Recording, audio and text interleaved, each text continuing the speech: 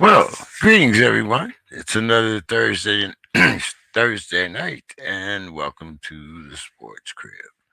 I see Demetrius is already there in the queue. I'm sure Bill will be here soon. Hopefully, Mr. Hayes will be here. I know Mike will be here to join us very shortly. But let's get started here. Demetrius, how we doing? Mr. King, good to see you, my friend. How are you? I'm doing fine. It's almost like a walkabout for you right now. Usually you're all over in Britain, and wow, I'm really showing my age. Do they even call the No, UK Britain no. anymore? It's, Uh, yeah, I mean, so much for my geography right, lessons, right? right, exactly. Yeah. So you said, I believe you said you were in Cincinnati. Yeah, little travel all over. Yeah, so we had a little travel earlier in the week, as we often do, and back in time for the sports crib is all that matters. Get the work done. The company is a national global company, so we have to go a little bit of everywhere. So, but we love it, enjoy it, and but glad to be back in time on Thursday for the crib. Oh man, yeah. I'm not wishing you any bad luck, but Cincinnati Bungles. is I'm thinking about the clowns. Are they next? Oh, right, right. It's like you know. But yeah, we're going to get a chance to talk about all that. But it looks like I'm getting a lot of notices here about baseball and the scores and Yeah, things like that. And yeah. Uh-oh. I, Now we gotta talk baseball. Uh-oh. I but something kind of surprised me because I was really under the assumption, with the way that they're spending money, that the Dodgers Yeah, would be the most valuable franchise. yeah, And I look in here, as usual, yeah. it's the Yankees. Yankees. Yeah, yeah. You gotta think, see the whole package, right? It's they own that facility down in Florida for spring training. They have their own TV network. That whole thing, the Yankees are a machine. It isn't, that's how they can spend money when other teams can't because they have revenue streams. And I'm sure they are number one probably in merch. There's number one in cable subscriptions, whatever it is. That it's a New York thing, and they're in the biggest market. I mean, the reality is it's about the market. Yeah, yeah. I mean, but when we talk about football, it's the total opposite. Yeah. Is it Dallas number one? Well, not no. I mean, as far as the Oh, cities, right, right. Yeah, yeah, L.A. as compared to yeah, New York, yeah. where would you rather play football at? Right, right. you know, Exactly. whereas Yeah, in baseball, where would you rather play baseball at? yeah. Well, That's a seasonal thing though. Football's played in fall and winter. Baseball predominantly played in the summer, so that weather thing doesn't have as big of an impact. And plus, that franchise, I'm not a fan of that franchise, but it's storied, right? There are guys who grow up wanting to play for the Yankees, right? Nobody wants to play for the. I mean, they're the Super Bowl champs. So guys don't grow up well, want to be a yeah, Ram. well, I'll give you a good example. Okay, at one time, and this is way back when they played the Orioles in the World Series. Yeah, I was a Pirate fan. yeah, yeah, Over the years, broken hearts, I have become a Yankee fan. yeah. Yeah, but my guess is back then that was about Willie Stargell or like guys on the team because that Right, was a right, special that pirate the pirate late 70s pirates were a special group, right? right. Yeah, And yeah, I can see I that. mean, and I lived right there. I was still a Pittsburgh. I was always a Steeler fan. You Right. know, uh, didn't know nothing about hockey. That was when I didn't even know black people had ice skates. Now we got They black don't. people. They don't. They don't. Yeah. There's a couple. There's a couple. I shouldn't joke. I actually, I'm a Detroit guy, so I actually like hockey because the Red Wings have been good the bulk of my life, right? So I actually did pick up hockey and became a Red Wings fan, but it has still never been a sport that people who look like us have embraced. And there's Yeah, nothing against it. We may never embrace it. We're too good at no, other stuff. So No, I mean, yeah, I think we, during that time we became Lemieux fans, but we never Yeah, became, hockey yeah, fans like, yeah, But speaking of baseball, let's talk a little. Why don't you talk a little bit about your Tigers there? yeah. This is for me. I've talked a lot about. I've said many times on the crib. This is a good time to be a fan for Detroit teams, including the hockey team. They're all at the beginning of a process that's going to be good over the next decade in Detroit sports. Is going to be fantastic. The baseball team is ahead of the curve. This year they're going to be meaningful, right? Last year they won 77 games, more than anybody expected. This year they're going to make noise. Now, Mr. Scott's team in Minnesota is good. The team on the south side of Chicago is pretty good. But we're going to make noise. We're going to be there. It's still a degree of patience. So for me, I look at the construction of the roster and it's this really good mix. They made three really good moves this offseason. They made a trade with the Reds and got an experienced, really good catcher, guy named Tucker Barnhart. They signed Javi Baez, a big bat in the middle of the lineup, solid shortstop, shores up the middle. Both of those acquisitions are up the middle acquisitions. And they signed a top of the rotation guy in Eduardo Rodriguez. So they address starting pitching, middle of the lineup bat, middle of the infield, and catcher. And take with that, they've got two really good young prospects. The fifth pick in 2019, kid named Riley Green, good outfielder. And they got a first baseman, first pick in 2020, a guy named Spencer Torkelson. These guys are ready to come up. They'll probably come up at the beginning. If not, they'll be up pretty soon. And then you got these three young arms that they're going to drop in the middle of the rotation. Three really good young pitchers. And what you see is promise that they can be good for a while. You see they can be good right now. They went and got Michael Pineda a couple days ago, who went 5-0 for the Twins in September to get to the back end of that rotation.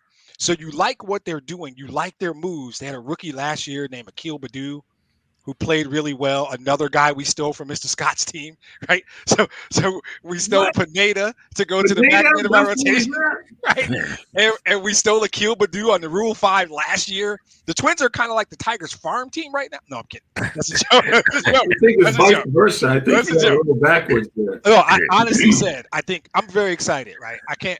AJ Hinch was the biggest find. All the talent I'm talking about coming up, we made a drastic improvement in the dugout. We have a real big league manager in AJ Hinch. And between Javi Baez strengthened in the middle of the lineup with his bat, Barnhart at catcher, Rodriguez, who we got from Boston at the top of our rotation, Hinch. and AJ Hinch came over from Houston. He got caught up in the Yes, cheating wasn't there scandal. cheating scandals? Yeah, but that's fine. And that's didn't he even have to sit out a year? Wasn't He he sat out a suspended? year, Yeah, and then he, I recall that. So yeah, it happened. Now I've already admitted right before you came on. I think Chicago, the White Sox, and the Twins are probably the two teams right now. We're going to be there. We're going to make noise. We're going to be there, but we're still a year away. But I would say they're the favorites. But it just occurred. If I can quote Richard Pryor from the 1974 classic Uptown Saturday Night, as Sharp Eye Washington, Minnesota and Chicago better sleep with one eye open. That's what I'm going to say about that. Because we will be there. We're going to surprise some people. It won't be a surprise to me, but I like where we are in our evolution. We're probably a year away. I'm a little more excited than I should be, but they've got, when you see a group of kids, three pitchers, two position players coming up kind of all at the same time and starting to show these high draft picks. Casey Mize was a number one. Torkelson was a number one. Green was number 5. You see these guys coming up, and you add that legitimate bat and Baez, legitimate top of the rotation guy in Rodriguez. There's reason to be excited if you're a Tiger fan. Like I said, if I had to, when they signed Correa, that was the Twins saying we still think we're at the top of the division, and they might be. So I think the division will be exciting. I think there's minimum 3 pretty good baseball teams in that division, and I like to think we're one of them. So if I had to bet money, I'd probably bet on Mr. Scott's team, as much as I hate to admit it, because I do think they're probably the class of the division right now. Wow, Mr. Scott, you come on with all these accolades, and then they accuse you of being the headhunter, Right. But anyway, After last week, can you believe I was so cordial? After all that stuff I dealt with last week, still being nice. You guys are reminding me of when I used to watch the heavyweight boxing, me and my brother, and when the great Muhammad, my hero, when he would fight, for some reason they would have Joe Frazier or Kenny Norton be the commentator. Do the broadcast, right? And they were so biased. Oh, they were so biased against Muhammad, and they would score the fight. And well, the other guy won 10 rounds. Muhammad might have won 3. Right. So I'm used to it. It's the same thing. It happens to me on the tennis court. I go and I hold court, and then if I have a bad day or something, phone's ringing off the hook. Oh, so I heard so-and-so beat you. No, so-and-so did not beat me. He got a set, but that was that. So I'm used to that. So that doesn't bother me. The good news is we get to talk Tigers and Twins all summer. All summer. And the Tigers, if the dog hadn't stopped the doo-doo, he'd have caught the rabbit. Really? I mean, the Tigers, they still have Cabrera, right? Yes. Yep. They still have the albatross on their team. I mean, he can't move. He can't. We play the Tigers so much. I probably see them in Kansas City in person maybe 4 or 5 times a year because we play them so much. And I don't think is he going to actually play this year? Yeah, he's healthy and he's in shape, and he doesn't have to move. We have the DH in the American League. I just need him to get 13 hits so he can get to 3,000. We'll celebrate him, and we have his replacement ready. The 2020 #1 pick is ready to come up. He's even admitted it. He said it's time for Torkelson to play first base. He's going to play DH. He's going to cash his checks. He's going to get his 13 hits. And he'll probably be done after. He only needs 13 to get 3,000. He got the 500 homers last year. He's going to get his 3,000 hits. And he's going to quietly, and you're right, that $31 million is on the books. So we might as well get that payday from that 3,000 hit day. I do like Pineda. I was wondering what was going to happen. The problem with the Twins, the Korea is the big splash signing. I mean, that just came out of nowhere. That's almost like the Watson signing with Cleveland. I mean, it just came out of nowhere. But then when you make that kind of a signing, why do you get rid of Jose Barrios? Right. Why do you, when you have an ace stud like that, and you're going to make these moves? I mean, I think that his division would be theirs then. Yeah. But they give him away to Toronto. Yeah. They gave him away to Toronto for some prospects. Yeah. So the Twins, their starting rotation is weak. Yeah. I thought they were going to bring Pineda back. When he was healthy, he did a great job. He was 5-0 in September. Yeah. He finished the season really strong. We were shocked. I was glad. He was good. I thought he was. And then the other guy they got from the Dodgers, Maeda. Yeah. Very solid, but he's hurt. And I don't know that he's going to play the first half of the season. I mean, he's still recovering from surgery. Yeah. So they have no starting pitching. The infield with Korea, I mean, God, they had Tom Gordon's son, Nick Gordon. Coming up. Very good, very ready to play second base. But then they have Polanco, 30 home runs, and he can play shortstop too. But they think he should be a second baseman. They think. Well, yeah. Hey, Correa's going to play short now, so he's got to play second, right? Yeah, he's going to play second. But then you have Arez. Yep. Arez, so he'll probably play third. Yeah. The good thing about the signing, though, is they got rid of Donaldson. Yeah. That's the thing that I was just overjoyed that they got rid of him, because he's for what they were paying him, he was the highest paid player that the Twins signed. I mean, it was, I don't know, 95 something million. Yeah. But the Yankees took that contract. They took it. Yeah. They took that, and he's gone. Yeah. If we can keep Buxton healthy, stop running in the walls. That's the thing. But he can't. That's how he plays. You got to know he's eventually going to run into a person or a wall, because that guy doesn't know any other way to play the game. And if he could figure out what kind of a hitter he's going to be, I really think he could be like a Ricky Henderson, leadoff type guy with speed, some power. Yeah. So he's moving all over there. Sano at first base, strikeouts. Yeah, I was gonna say I don't really love him. 1 for 5, home run, and 4 strikeouts. Exactly. That's kind of what you get from him. The catching, they don't have a catcher now because they traded the catcher to Texas for the shortstop that they traded to the Yankees. Yeah. And he was here for like 1 day. Yeah. And then they made the trade. So bottom line, to me, the Twins brain trust, if you want to call it that, the geniuses, the analytics, they rely too. I mean, they have gone so much into analytics and pitch counts and holding innings. And though the game's changed, but I think that these young guys they got from Cleveland, because they were successful there, and so they brought their analytics with us. So we'll see, but they're going to have some pitching. If they don't have any pitching, it's too bad about Pineda. I wonder why they gave up on him. Yeah. Because they paid him for I think 1 year, and he didn't pitch. He was recovering that whole year. They gave him a bunch of money to just wait till you get healthy. Yep. Yeah. He'll be perfect in our rotation. But I still think that because of your lineup, you have probably the best. Even though your guy strikes out, you got the best lineup in the division. Yeah. So you're right. The question mark is pitching, and I think the White Sox will be there because they got injuries too. But that's what baseball is. It's a marathon, not a sprint. There'll be times when you'll wonder, who's going to come out of that thing. But there'll be some good competitive. But as far as the Tigers, I think we're a year away. Next year, I'm going to be talking a lot more trash. I'm going to be talking a lot more trash next year. I'll wait to hear that, because the Tigers have kind of been our. Tigers have been, victories. Yeah, everybody's victories. But we were building. We were loading up draft picks. Now these kids are coming up. So get to know the name Riley Green and Spencer Torkelson, because you're going to need to know who they are. Well, see, I don't know. Mr. Scott there seemed to have a thing for those Detroit teams. For the Lions, now the Tigers. I mean, it's fine. The Pistons. We're not going to talk. Whoa! Oh my goodness! Did he pull out? Somebody hold my beer. Somebody hold my beer. What? Okay. All right. I'm gonna let him have it. It's okay. It's all good. It's all good. The Lions beat the Vikings last year and lost on a last-second field goal. I'm not even having the Lions-Vikings conversation. Right.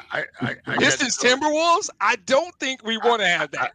I got to rewrite my NBA now. My goodness. Oh, my goodness. They don't have a trophy room. They don't have a trophy room in that building. I will use my friend's joke. Where's the trophy room at the Target Center or whatever the hell that building's called? Because they got a trophy room in Detroit, and there's a bunch of them in there. There's a bunch of them in there. I'm familiar with Detroit. My grandfather lived in Detroit. My sister lives in Detroit. She's a professor at Oakland University. I spent a lot of time in Detroit.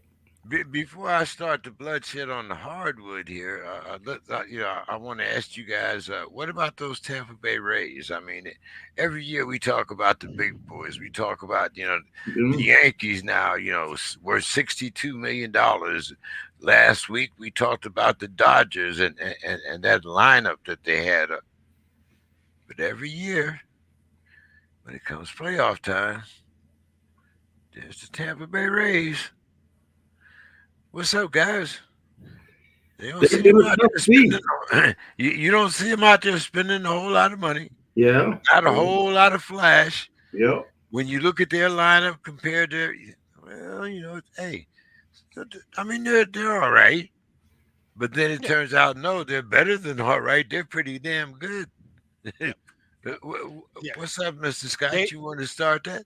I don't really have an explanation for it. I know that the manager we have now, Baldelli, was with Tampa, and I think he's brought some of those methods that they had in Tampa. But I think they just play good ball. They have good pitching. They always have good pitching, sound fundamentals, fielding. But year after year, you're right. They're right there, and they're tough. They embarrassed the Yankees. Year after year, they embarrass the Yankees. Yes, they do. I'm a Yankee fan. I can tell you. Yeah. I mean, Boston's bad enough, but when you look at it, there's some damn Rays. But Demetrius, what were you saying? They have the business model that a small market team has to use to compete in this game, and they've perfected it. They invest a lot in their farm system. They invest a lot in international players. They take advantage when they need to with a guy like a Corey Kluber coming over or somebody like that of no state taxes in Florida, and they have just constantly feeding their system with good young players. But they don't even draw people. I mean, they probably draw the lowest attendance. They don't. That's more. Yeah, that's more of because their stadium is crap and it's in the middle of nowhere. Right? It is. That's the worst stadium in the game. It's hard to get. It's out in the middle of nowhere, right? And if they would just, but that's how they've always operated, right? They put their money in development of young international talent. They make smart trades and they bring guys up. Right now, they got a roster full of young guys that very few people know about. Corey Kluber, Drew Rasmussen, and Shane McClanahan. People don't know who these guys are, and they're just good young players who come up and they play hard, and then they develop another guy. And as soon as that guy gets to arbitration, they let him go to the Yankees and they bring somebody else up. They understand that model, and that's what they use, and it works. They do it better than anyone. Yeah, it should be interesting. It would. You guys are talking about your various cities. Not sure where Bill is. I want to know what's happening there over there with those guys the Cubs. We always is it another year of hopes or they had to rebuild. They're not going to be good for a minute. Don't worry about them. Well, another thing that's seems like it's going to loosen up is I understand that Kyrie in New York can now play home games. Well, so we're going to get to that. We're going to get to that. Yeah. Yeah, we're going to get to that. We're going to get to that one. I also, like I said, I have to make room for your blood in the water there. That shots fired there. So. Yeah. Let's see, where am I at here? Yeah.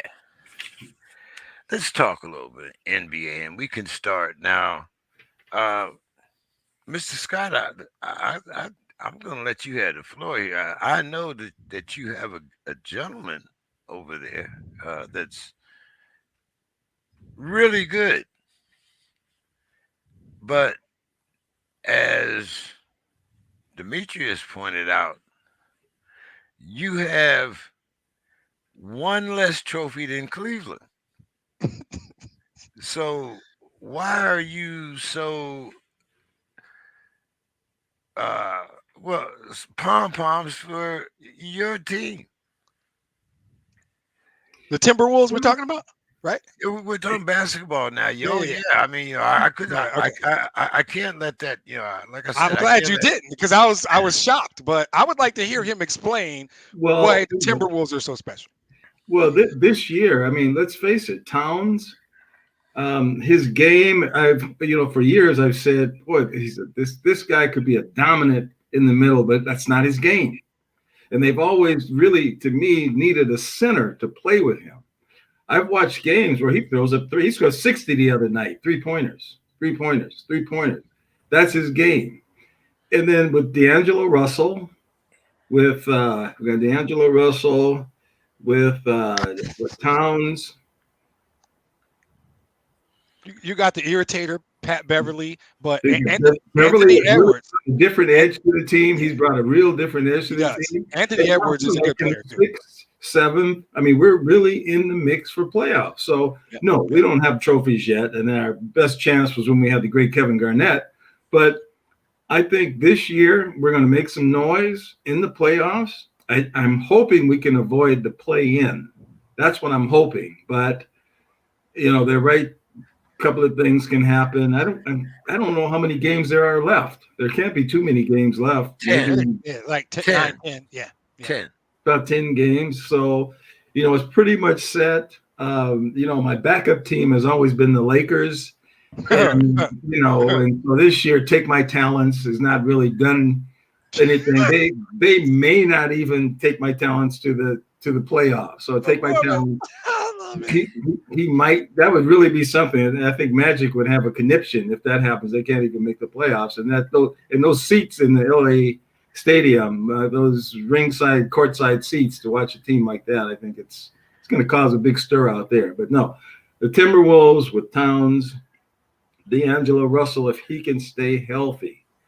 He's been hurt. He keeps getting hurt a lot. And now with this relaxation of COVID, I think the Wolves are gonna. I think they can make some noise. The West, Phoenix, Utah.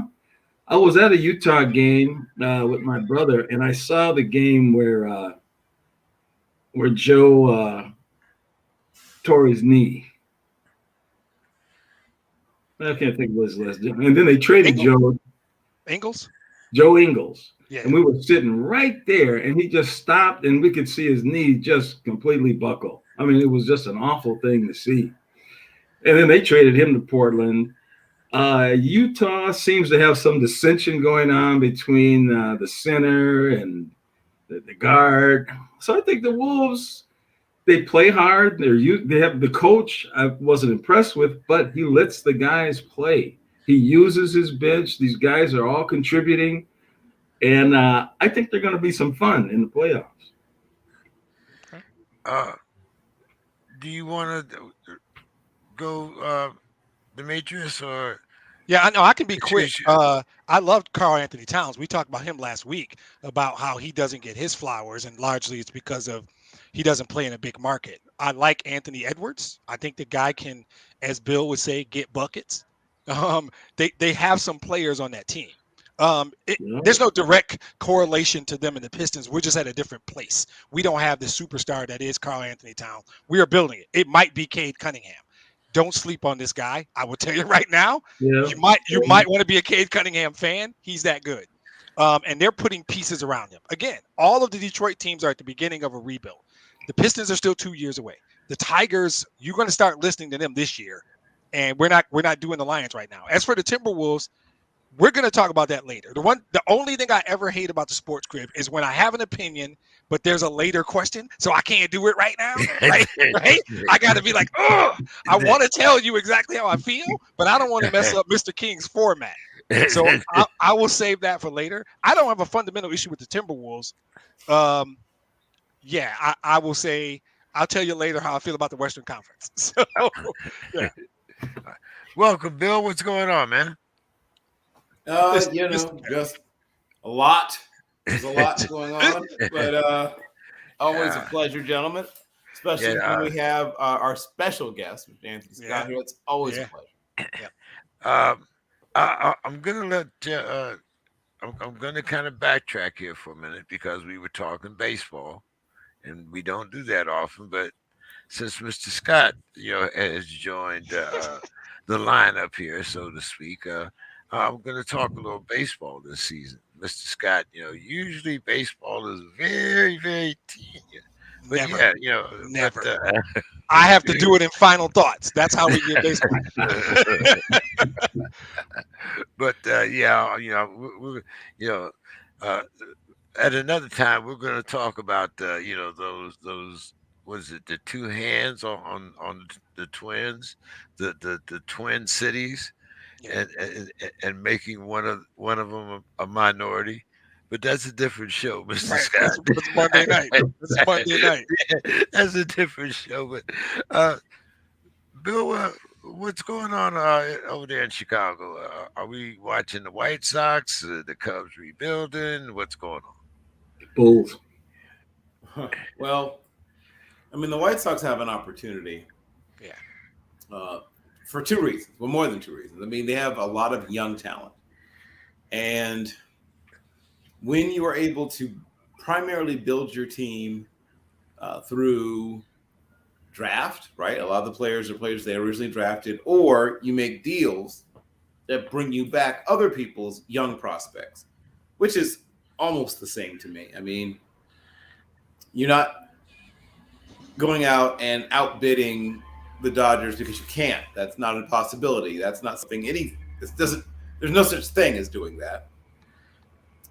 if a player signs someplace else who's a superstar, one of two things happen. Either the Dodgers weren't that interested, or they play a position that the Dodgers felt they could find in this particular case without breaking the bank. But that they have clearly no problem breaking the bank.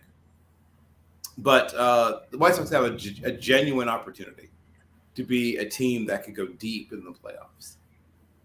Do they need to add some pieces? Sure. I mean, I think most teams need something. Like even the teams you think of as almost super teams still could use a couple of little pieces. But, and this is true of a lot of teams, if they don't get key injuries to key players, right, particularly in their pitching, if their pitching stays healthy, if their hitting is adequate consistently, I wouldn't be surprised, like I said, if they were in the final 4 teams standing in terms of the playoffs. The Cubs, I mean, exactly. Yep.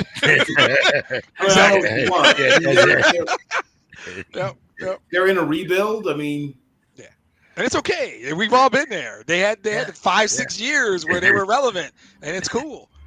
You can't stay there forever. I mean, you can't keep corking bats and putting Sammy Sosa in. No, I mean, sorry, hold on, I digress. But as usual, my timing is really good because we have Mr. Jeffrey Fann here to talk about March Madness. So we're going to have to go back a little bit, guys, and pick up some of these other discussions. But Jeffrey, how are you doing this evening? Doing good. Just saw Gonzaga go down to Arkansas, so the madness continues. Serious madness. Wow. Yes, sir. And it's we're used to seeing Gonzaga in the Final Four. I mean, it's kind of like Philly cheesesteak. I mean, it's there. You can count on it. But hey, not this year. So yeah, tournament does that though. Arkansas actually was struggling with Vermont, I want to say, last weekend. And I remember glancing over at one point thinking, oh my God, Vermont is giving Arkansas a game. I think we were in the middle of this podcast. And then they just knocked off Kentucky. Yeah. There's that. Yeah. And they're the only team left in their division also, kind of like that team whose name we won't mention right now. I will not. But Jeffrey, last week, even you were, kind of weak on, what was going to be going on there in ACC country. Are we looking for, Texas Tech to end Mike K's run? Yeah, I mean, I got this here. I want to show you guys something. See if it comes out. Look at that. Nice. ACC till we die for life. Let the record reflect. Right. Nah, I definitely was.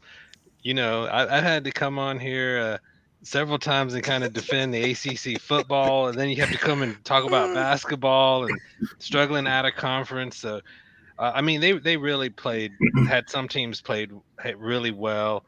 The one team we thought would surprise, Virginia Tech, actually, goes down to Texas. Right. But I mean, overall, it was kind of like a throwback.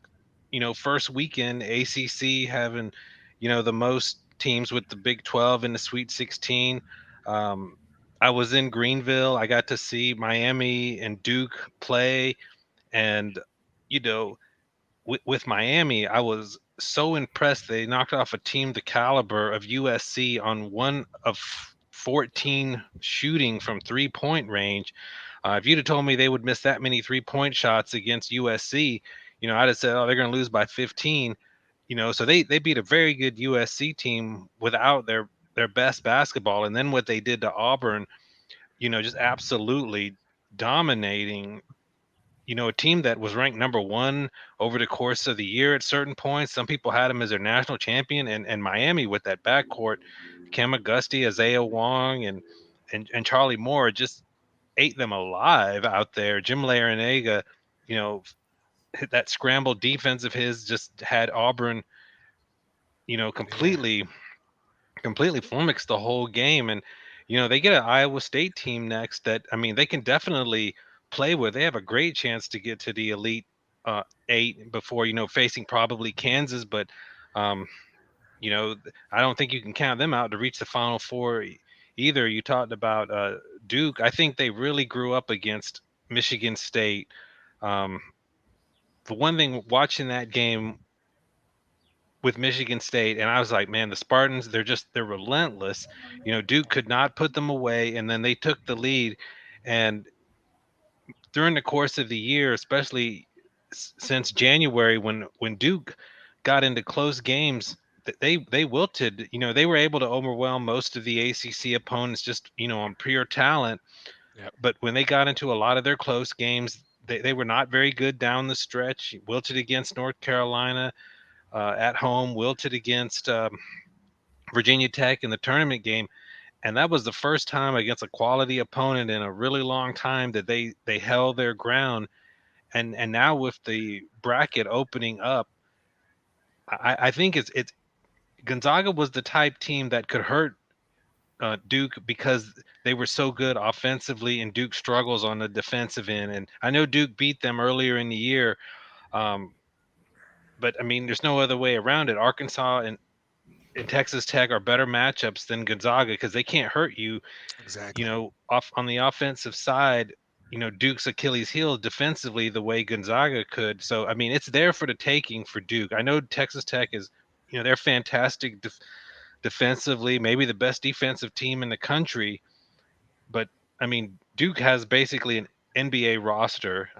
Banchero last week, I know Auburn had Smith, the Smith kid who's highly rated, but Banchero was the best player in Greenville by a long shot. He is so talented that he's as good as he wants to be, and if he's aggressive out there, he's unguardable.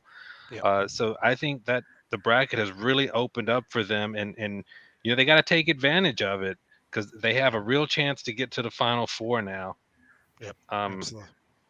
Then you go to North Carolina, and they were in a fist fight with Baylor in that second half. They got up 25, then Brady Manick, controversial ejection, and for sure 6 weeks ago North Carolina would have lost that game, and I thought they were cooked when they got to overtime, but they held tough. Davis, RJ Davis is playing well. Their backcourt, they're playing their best basketball of the season, and Baylor is a tough out.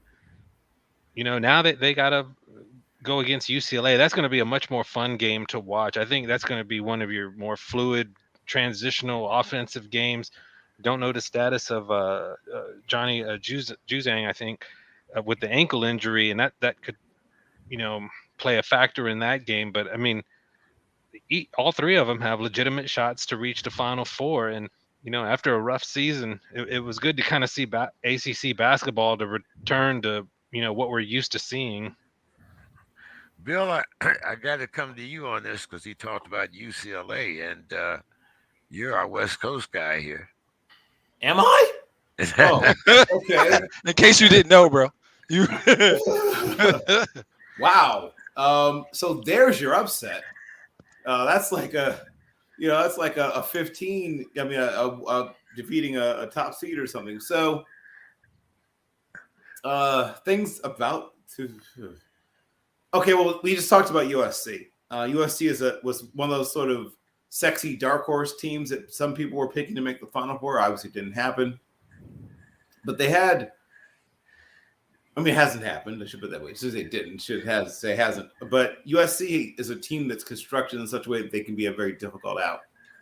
They have a lot of NBA teams are kind of constructed this way nowadays. A bunch of people who are a bunch of them around the same size, 6'6", 6'7", 6'8", all who can run, jump, and shoot threes. Most of whom are good defenders. Nobody who's like maybe a top of the first round kind of talent, not lottery talent, maybe not that. But they have two or three guys who I think have a chance to make an NBA roster.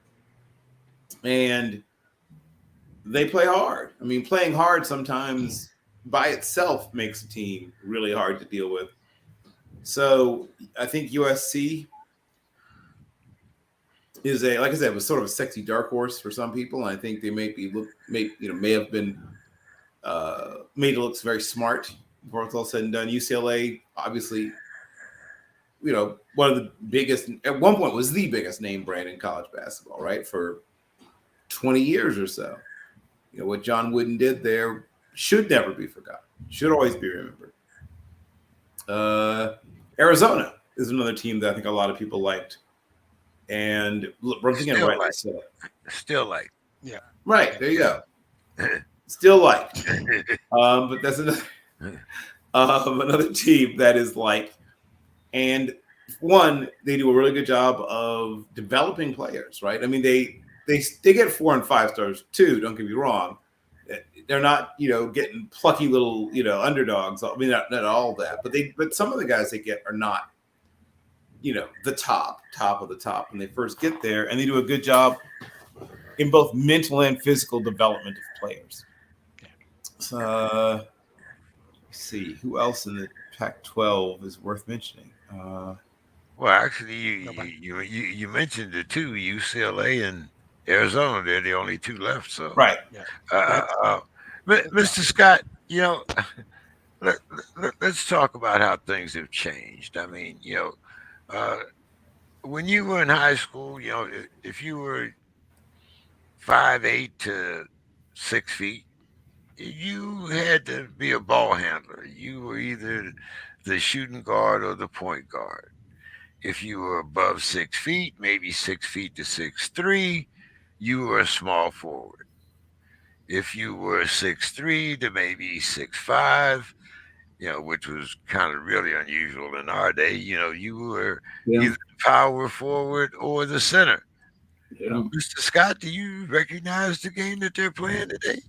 It's it's really the quality of the play. At some points it almost gets over the professional level. I've watched some of these games, and I really watched the Big Ten, and I was really intrigued about Purdue for a while because they had this center, I believe he was 7'4", and I heard people raving about him and raving. I said, wow, this just is 7'4". I just looked at him, and I watched one game when I was in Chicago. I think they might have been playing Wisconsin, and he would get the ball under the hoop. He would get fouled, and he didn't make the free throws 3 times, so they had to sit him down. And so, it's the size of these guys are just, and the talent. The talent is.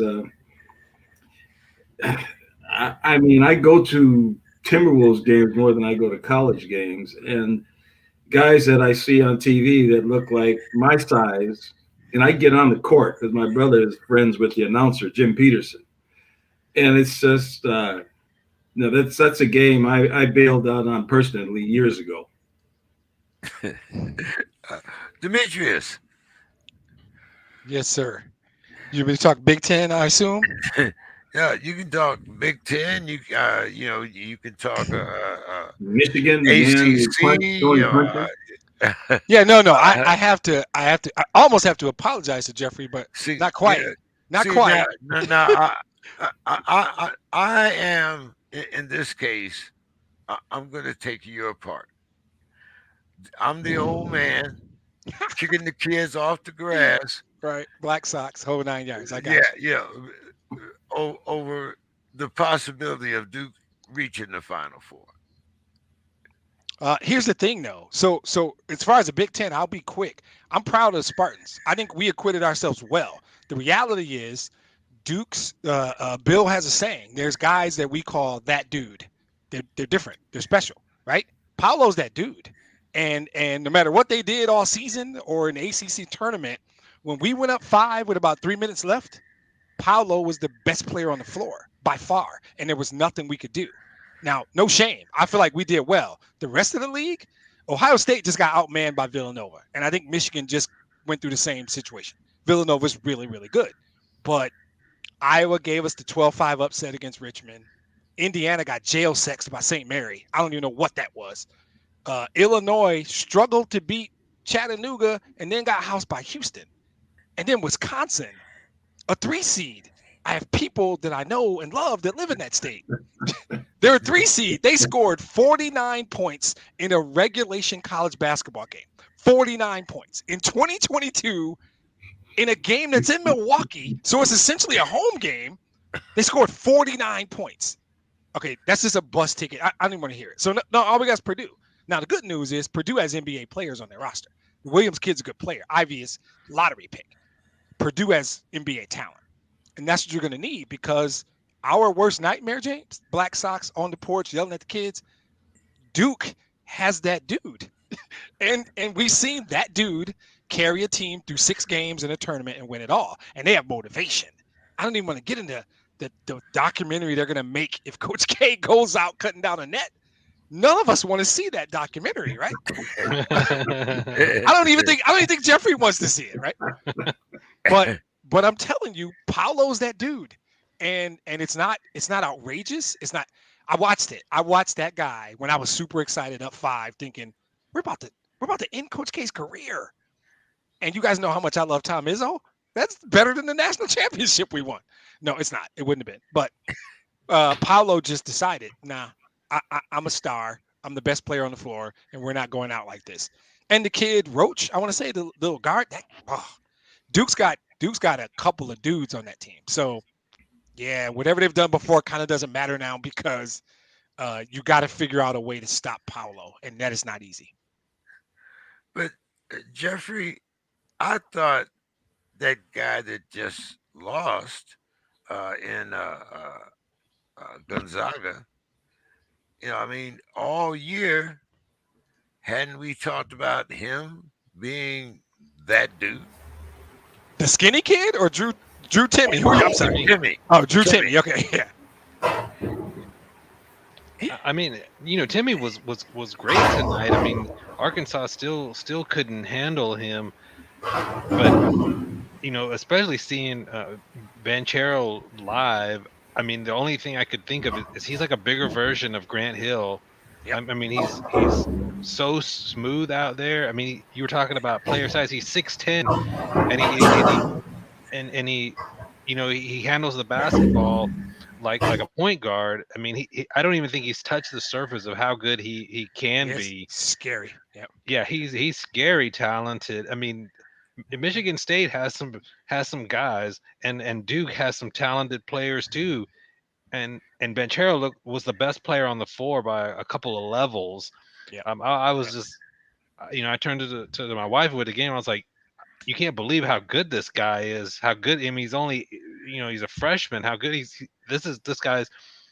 If I'm having the number 1 pick in the draft, I'm drafting him. He was that good, and if he plays with aggressiveness, that's his only thing that I see with him is sometimes he's almost too unselfish. But if he decides he wants to take over and lead Duke to the Final Four, I think they're going to do it. Yeah. When he gets to Detroit and puts on that Piston uniform, he'll be fine. Yeah. No worries. no worries. We got a plan for that kid. Mr. Scott, what's your thoughts on that? Well, like I say, my teams, Big Ten, are pretty much out. The Duke, if I was a betting man, which I don't do anymore, thank goodness.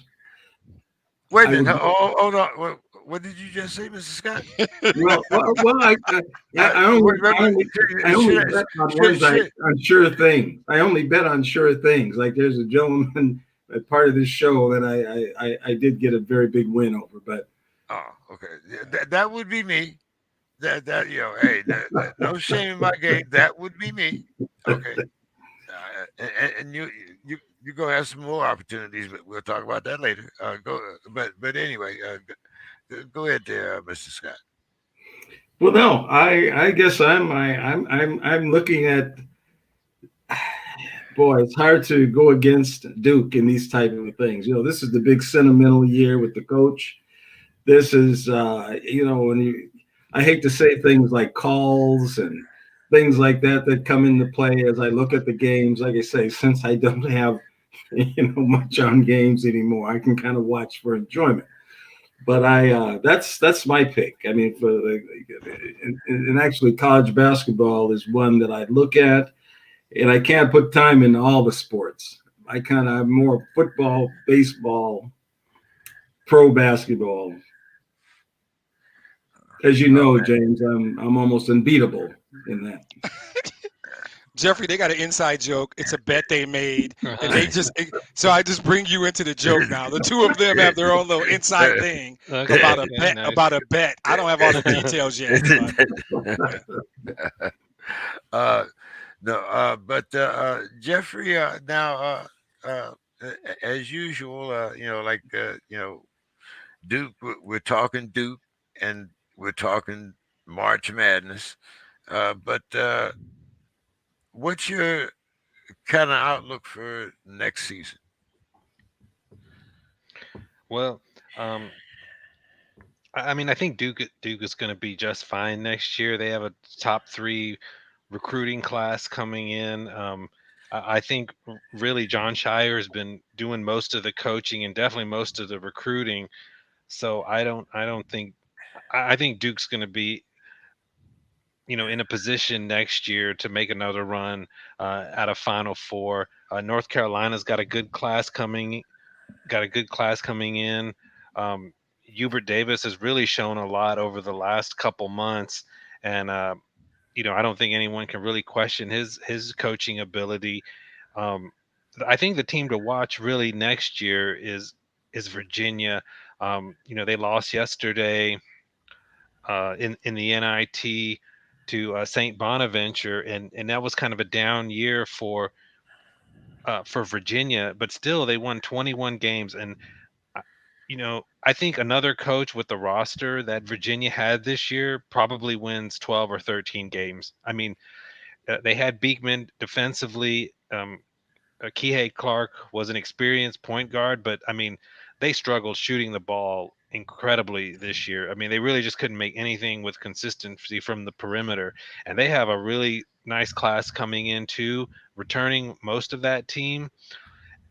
You're not going to keep Tony Bennett down for very long, and they're going to have a top 25 team next year, Sweet 16 caliber. That's a team that I really think you should watch because they still play defense. They're going to keep, they're kind of the ACC's version of Texas Tech, but you still got to score a little bit, and that's what they couldn't do this year. I think they're going to be quite a bit better next year. I think Florida State, Leonard Hamilton, it was an unusual year for them not to be in the mix. A lot of that had to do with injuries. But when they were healthy, they were one of the ACC's better teams. So I think Florida State is going to be back. I think next year the ACC. I'm not going to say they're going to be the country's best conference or anything like that. I mean, you don't go from the way they struggled, early this year and take that leap. But I think you're going to start to see it come back a little bit more because Duke and North Carolina are going to be there again. Florida State's going to be better. I think Virginia is going to be considerably Payne. I think first name I think is Kenny, but the new coach there at Louisville comes in highly regarded. Louisville is definitely a place that you can win at, and it was just kind of disintegrated with Chris Mack this year, and who was kind of a surprise that didn't turn out well. But you're going to be able to win at Louisville, so I expect you'll see them be a lot better as well. Yeah, Kenny Payne, but I think you're going to see several teams improve from this year, and you're going to see kind of a resurgence of the ACC again. Be one of those 2 or 3 basketball conferences that you talk about all year long. Jeffrey, who won the NIT last year? Yeah, that's what I thought. When you mentioned Virginia and NIT, I'm like, you kind of lost me right there. But Madison Square Garden doesn't even want the NIT. Come on. Oh yeah, now I definitely look at it like not as an accomplishment to be in the NIT. Just saying, I really expect Virginia to be one of the better teams And that's why they were in the NIT, because they couldn't shoot the ball all year. Right. Hey Jeffrey, thank you as always, man. You always take our little rises pretty good too. So I thank you, man. And I hope next week we can get you on. You might be writing another article there, but we hope to carry you through March Madness as much as possible. So give us your final thoughts, my man. Yeah, I mean, with March Madness, I think it's wide open now. I mean, Gonzaga's out, Baylor's out, Auburn's out. I mean, if I'm looking for a team, I still would kind of look at as the favorite of the remaining teams. I think Arizona, it has the most balance across their board. But I think they're gonna have to get through Villanova, which will be no easy task. Maybe Kansas is probably number 2, and now I'd probably have Duke in there as the number 3 choice, especially if Banchero decides he wants to take over some of these games. But I still look at Arizona being the favorite. What I look for in the Final Four, though, is I really expect one of those teams from deep, back, that you're not really looking at, to make the Final Four. If it had been, maybe when we started, we could have talked about, like, Michigan. They've been eliminated tonight. But I mean, I think you could see, maybe Arkansas pulls an upset, or Miami, one of those type teams. North Carolina could get there. I think one of those teams that are kind of back there that would be completely unexpected is going to end up in the Final Four. That's what I'm looking for over the next week. So it should be great. It's been a great tournament so far. The officiating, okay, that's been a problem. That'd be another 30 minutes of talking, but the tournament itself has been great. Yep. All right, Jeffrey, my man, thank you so much. And like I said, hopefully you can come on next week and talk with us again. Yeah, absolutely. Appreciate you, Jeffrey. Yeah, thanks a lot for having me, guys. Always enjoy it. All right, guys, I don't want to completely neglect that NBA, and Mike's going to be coming on, but Mike always understands that we run over time. Time means nothing to us. So I got to talk a little bit about the New York mandate because Mr. Scott wants to talk about World Be Flat. And how this mandate affects the Nets. So, Mr. Scott, the mayor has said that athletes and employees can now play. It's the last 10 games of the season. I believe there's one more away, and is it one away and 8 at home, or 9 at home, something like that? 2 away and 8 at home. So, Mr. Scott, everyone here are not net believers, especially Bill. So, what's your thoughts? Does Kyrie make that much difference now that he can play every game that the Nets have left? Well, the difference, I think, is that the beard's got to have egg all over his face now. I mean, the beard took his 6 steps to the basket with no dribbles to Philadelphia. And if he's there with Kyrie and Durant, well, that's a championship. But the bigger, the relaxed mandate, I wonder how that's going to, this is New York now. So how is that mandate going to resonate in other areas and other folks that don't want to be vaccinated? But yeah, I think Kyrie playing, and now he can play the home games. They can really get into a rhythm here at the end. He's got his rest. He's healthy. Durant is healthy. Why they would trade for Ben Simmons, somebody who players did not want to play. And now it seems like he has an injury. They've discovered some type of a back injury where I don't know how he passed the physical to be traded. So I like Durant. I think Durant is one of those guys. I mean, I think he's one of those transformational players. I think when he's on his game, which he has been, he seems to be ready to go for the playoffs. Now, I don't know what seed they're going to get. I don't think they're going to be in a top tier, but they're not going to be in a play-in. I mean, so they're going to be in pretty good shape. And now that the mandate has been lifted, it's too bad that the Beard didn't want to stay. The Beard had stayed, they'd be looking at a championship for sure. Yeah. You got to let me in here because I'm starting to enjoy disagreeing with Mr. Scott, and I can't hold it. I can't hold it. Bill, I promise I'm going to cede most of my time to you. I'll be quick. Couple things. One, they're absolutely going to be in the play-in, and ironically, that game's going to be in Canada. And guess who can't play in Canada? Bill's boy, World B. Flat, cannot play in Canada. If they somehow go up there and Durant pulls a miracle and they beat the Raptors in Canada, then they get to go down to Miami and they got to play the Heat and beat the Heat 4 out of 7. I disagreed. Beard's going to be fine because you know what? Not only do I think they can't beat Miami, I don't think they can beat Milwaukee. I don't think they can beat Boston. And I don't think they can beat Philadelphia. That's my feeling. I think they're dysfunctional as hell.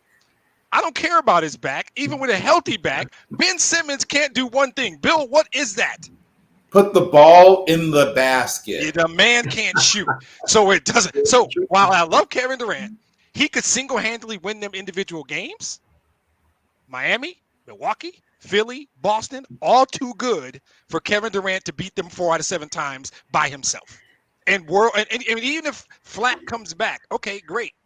I still think they're better. So I don't know if they get out of Canada. Because they'll be in a playing game.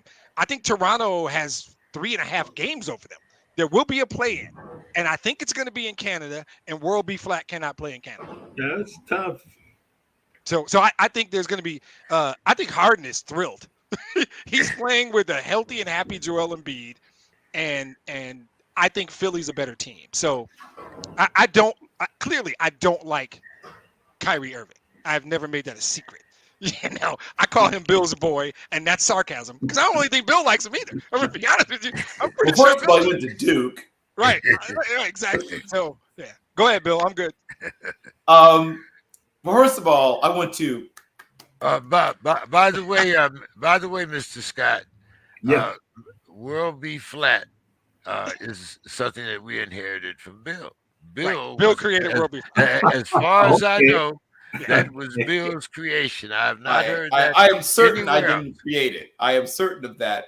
But what I will say is I embraced it. There's so many things about Kyrie Irving that I would like, and then he always finds some way to mess it up.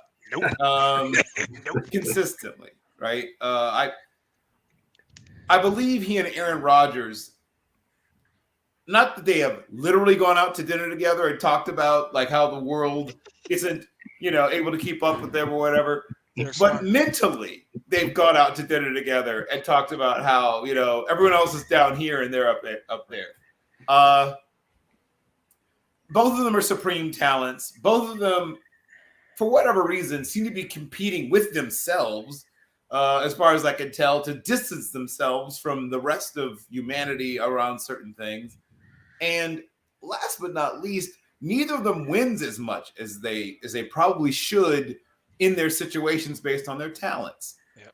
For things, once again, that are sometimes very much self-inflicted. So I don't know.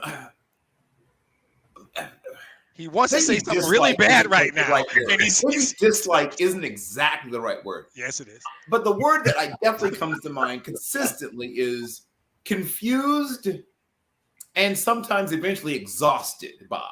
You know what the definition of dislike is, Bill? Confused and exhausted by. That's what dislike means in the dictionary. Maybe you're right. Maybe you're right about that. But yes, I am both confused and exhausted by this fascinating young man with all of this talent to dribble the basketball, shoot the basketball.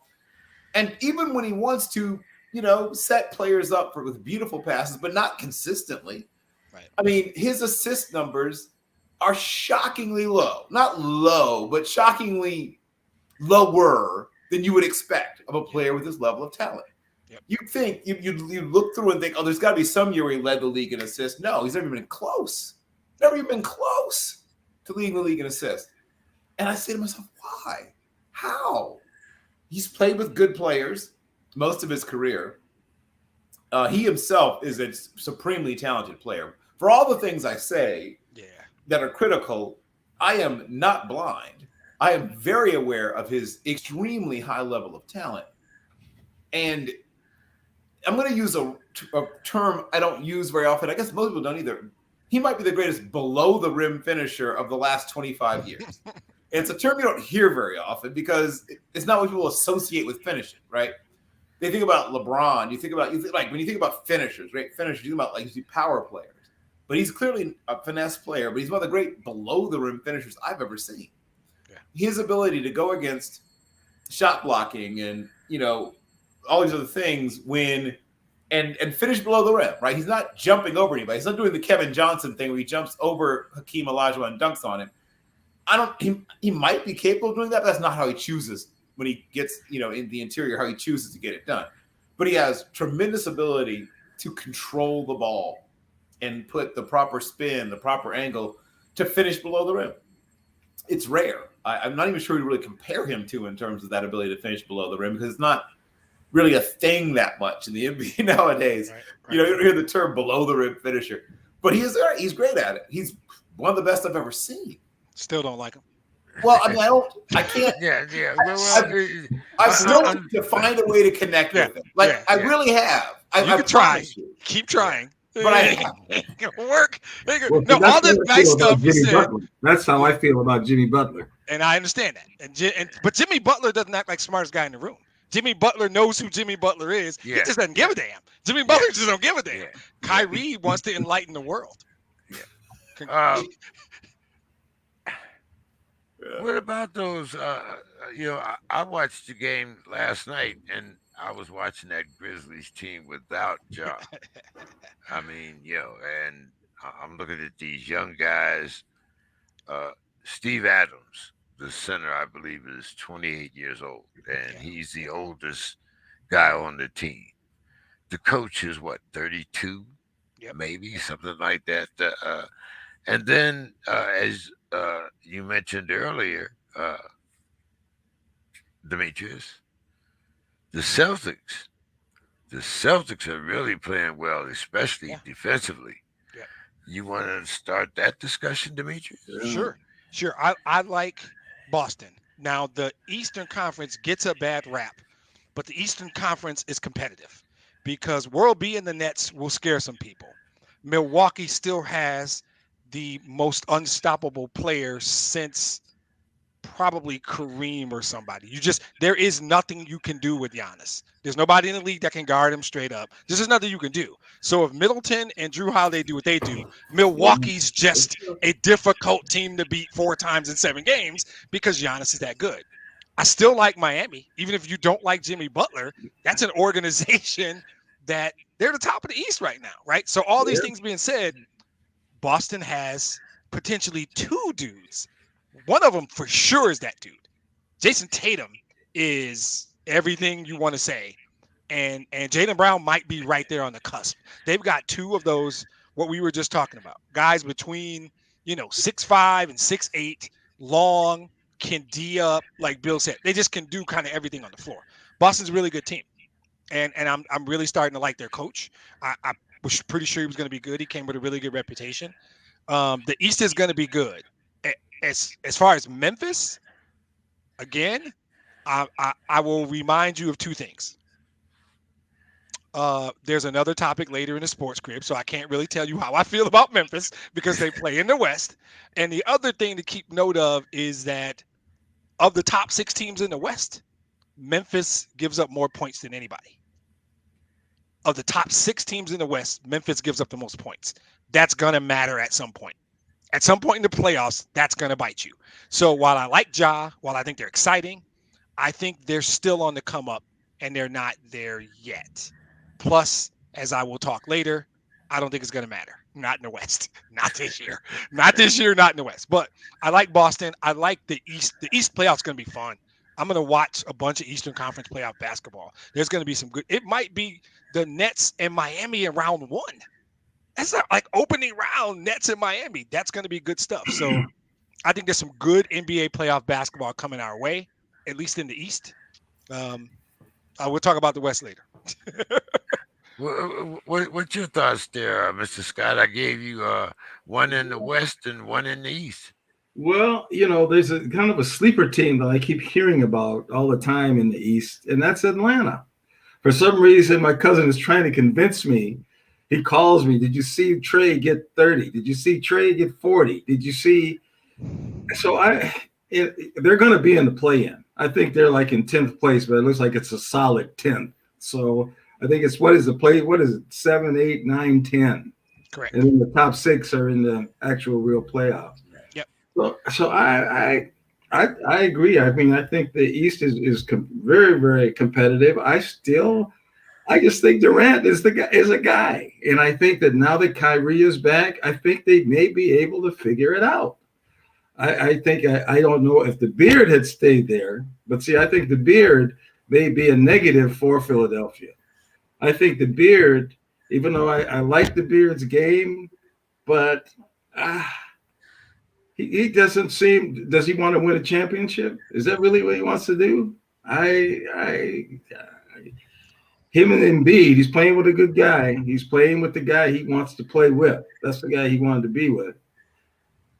But I know people don't like New Jersey, just like we haven't talked about the West yet. So, Bill, go ahead. What's your thoughts here? Well, 3 years in a row, I've picked Milwaukee to win it all. When we talk preseason, I was wrong one year and right the other. I'm still sticking with Milwaukee until further notice. I am 3 years in a row. I've picked them to win it all. Until something different happens that I'm riding with them. There's somebody will emerge, obviously, from the West, and we'll get to that later.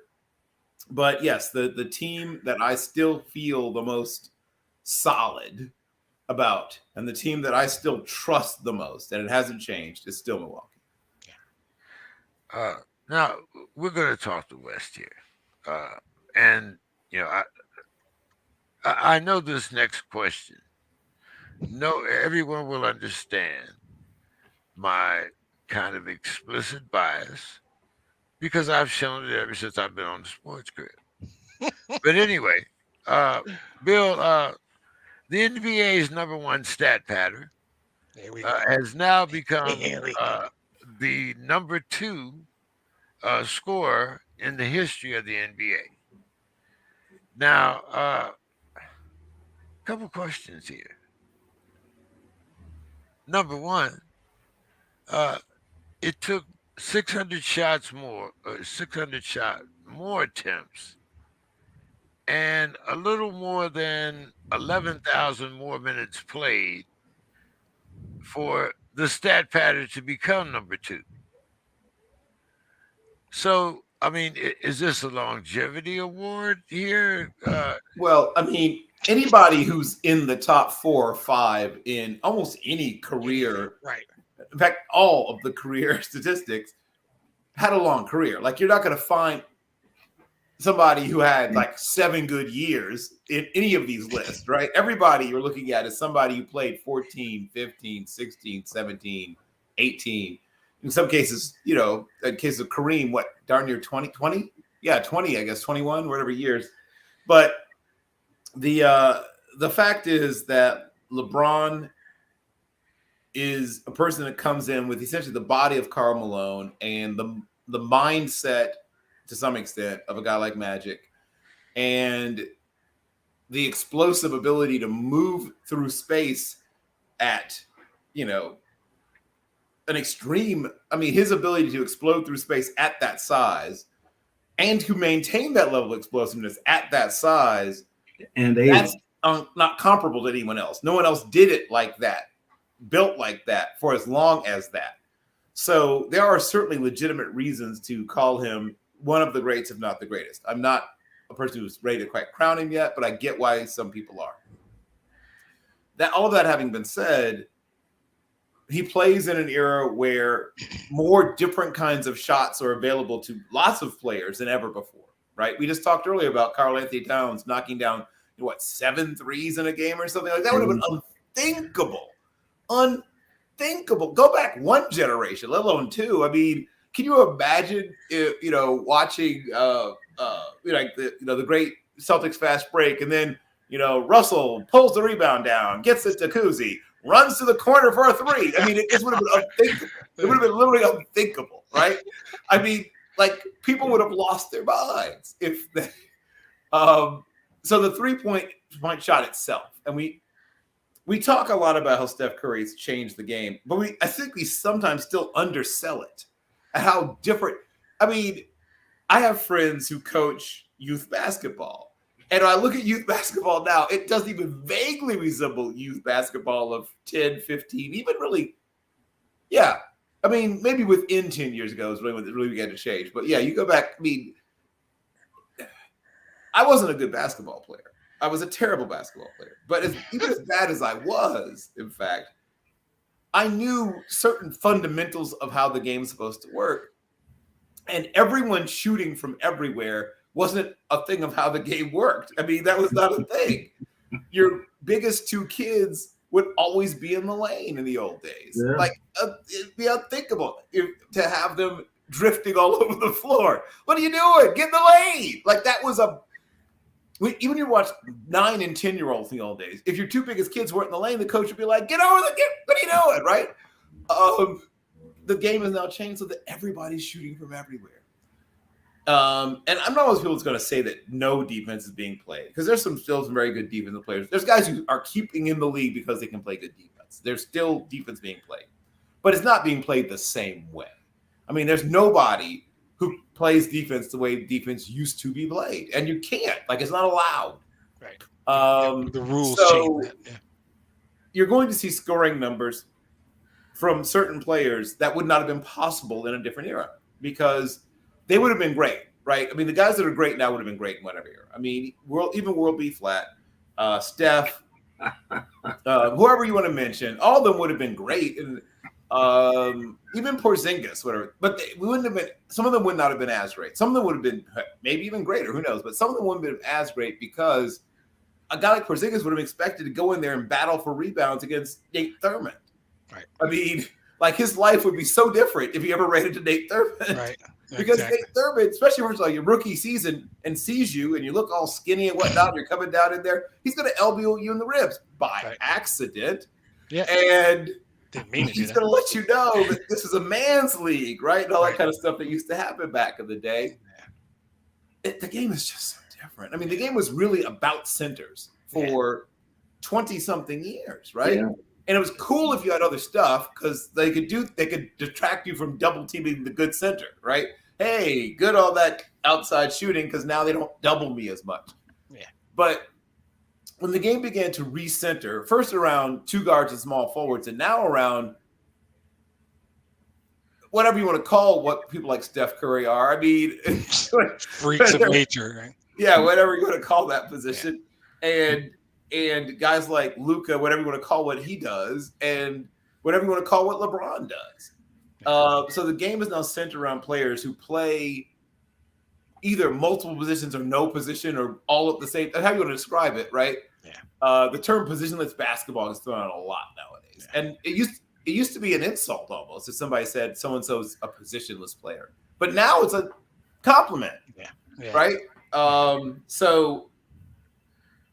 All of this to say, we have to give credit to LeBron James. He's had an amazing career. He's done amazing things in an amazing way. And it's funny, I'm going to be at a show tomorrow that a young man has, and his first question is, why do people not consider LeBron James a great scorer, despite the fact he's number 2 on the all-time scoring list? And you sort of hit on some of those things. Even though he's not a volume shooter, the term that I don't know if it's invented to describe Allen Iverson or invented to describe Kobe, but it hits them both right where they live.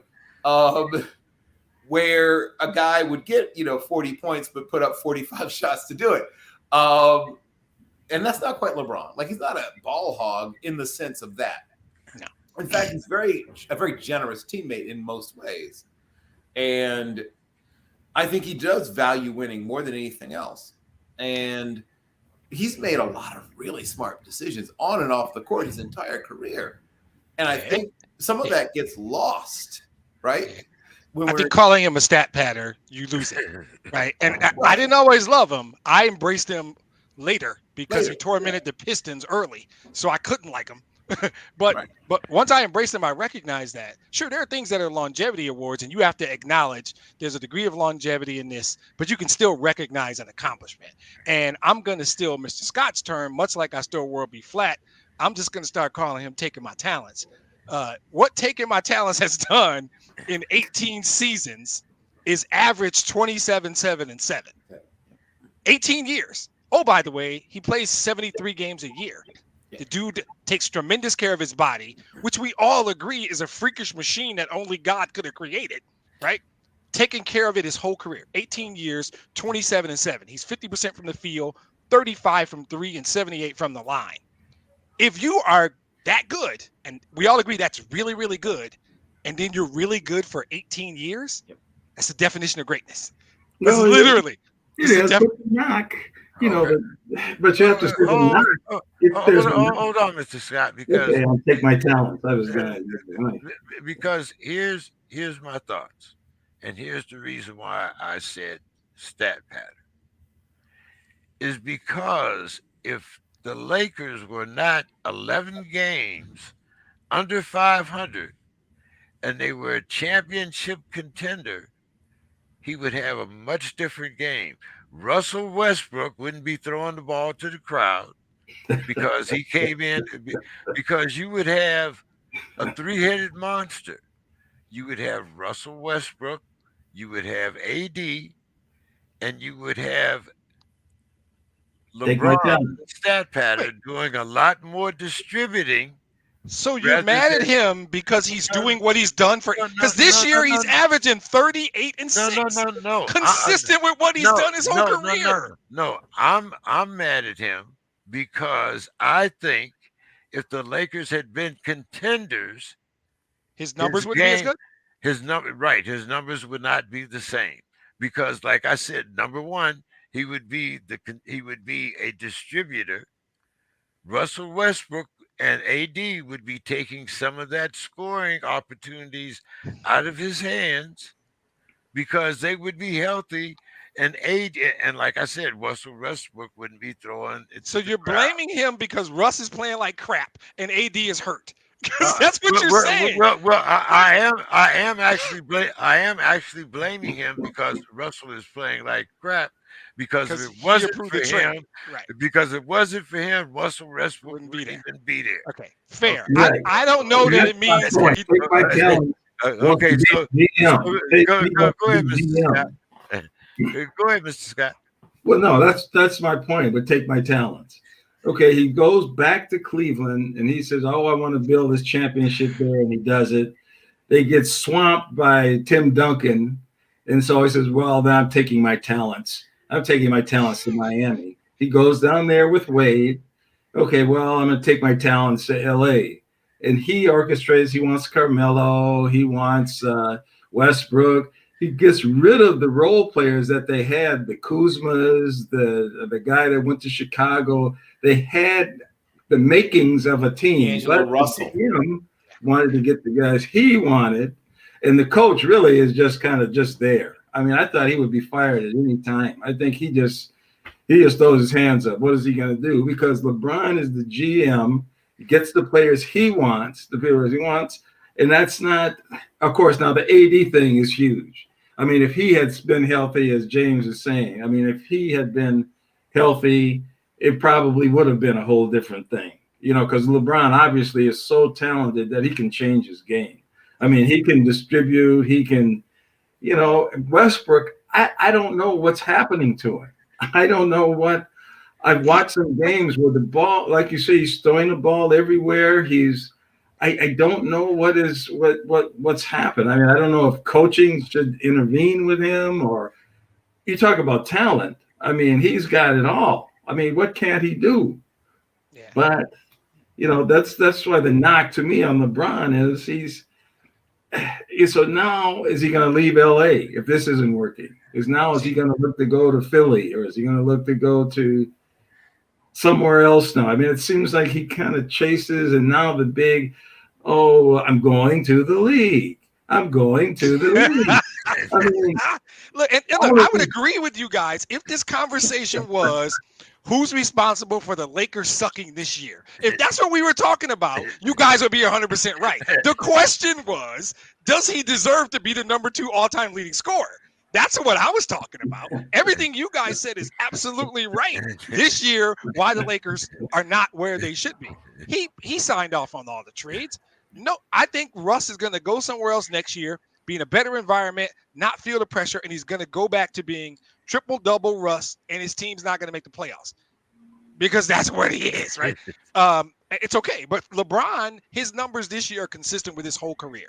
And he plays he doesn't miss a bunch of games. His numbers are consistent over 18 years. So the question about is he a stat patter or is he legitimately the second best scorer in the history of the game? You could make an argument. That's all I'm saying. If it is, why do the Lakers suck this year? Why are they not going to make the playoffs? Yeah, okay. Everything you guys said is right. I don't disagree with a single word you guys have said.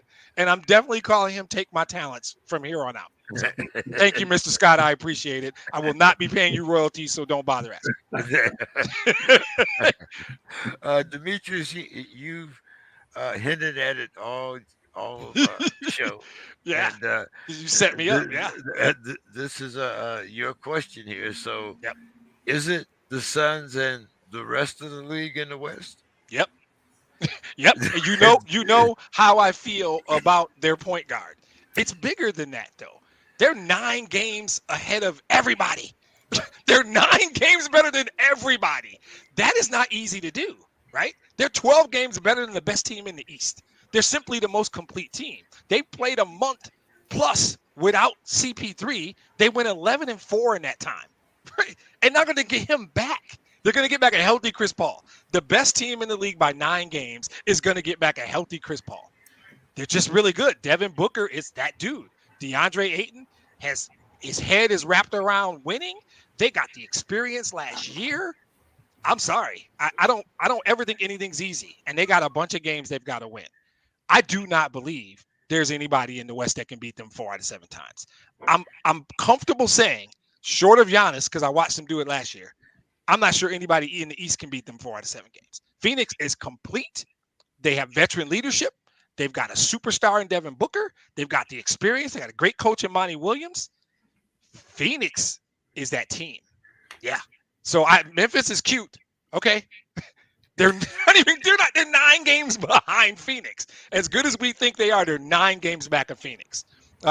Phoenix is the team to beat. And I'm rocking with them. I like Milwaukee in the East. I'm with Bill. I still love Giannis. But as a complete team, short of an injury or something freakish happening, Golden State goes on some kind of weirdness that they can do. I'm not picking anybody over Phoenix. Mr. Scott, what do you think? Young kid Devin Booker became the youngest NBA player to throw 70 down. Impressive. Impressive. Chris Paul is back.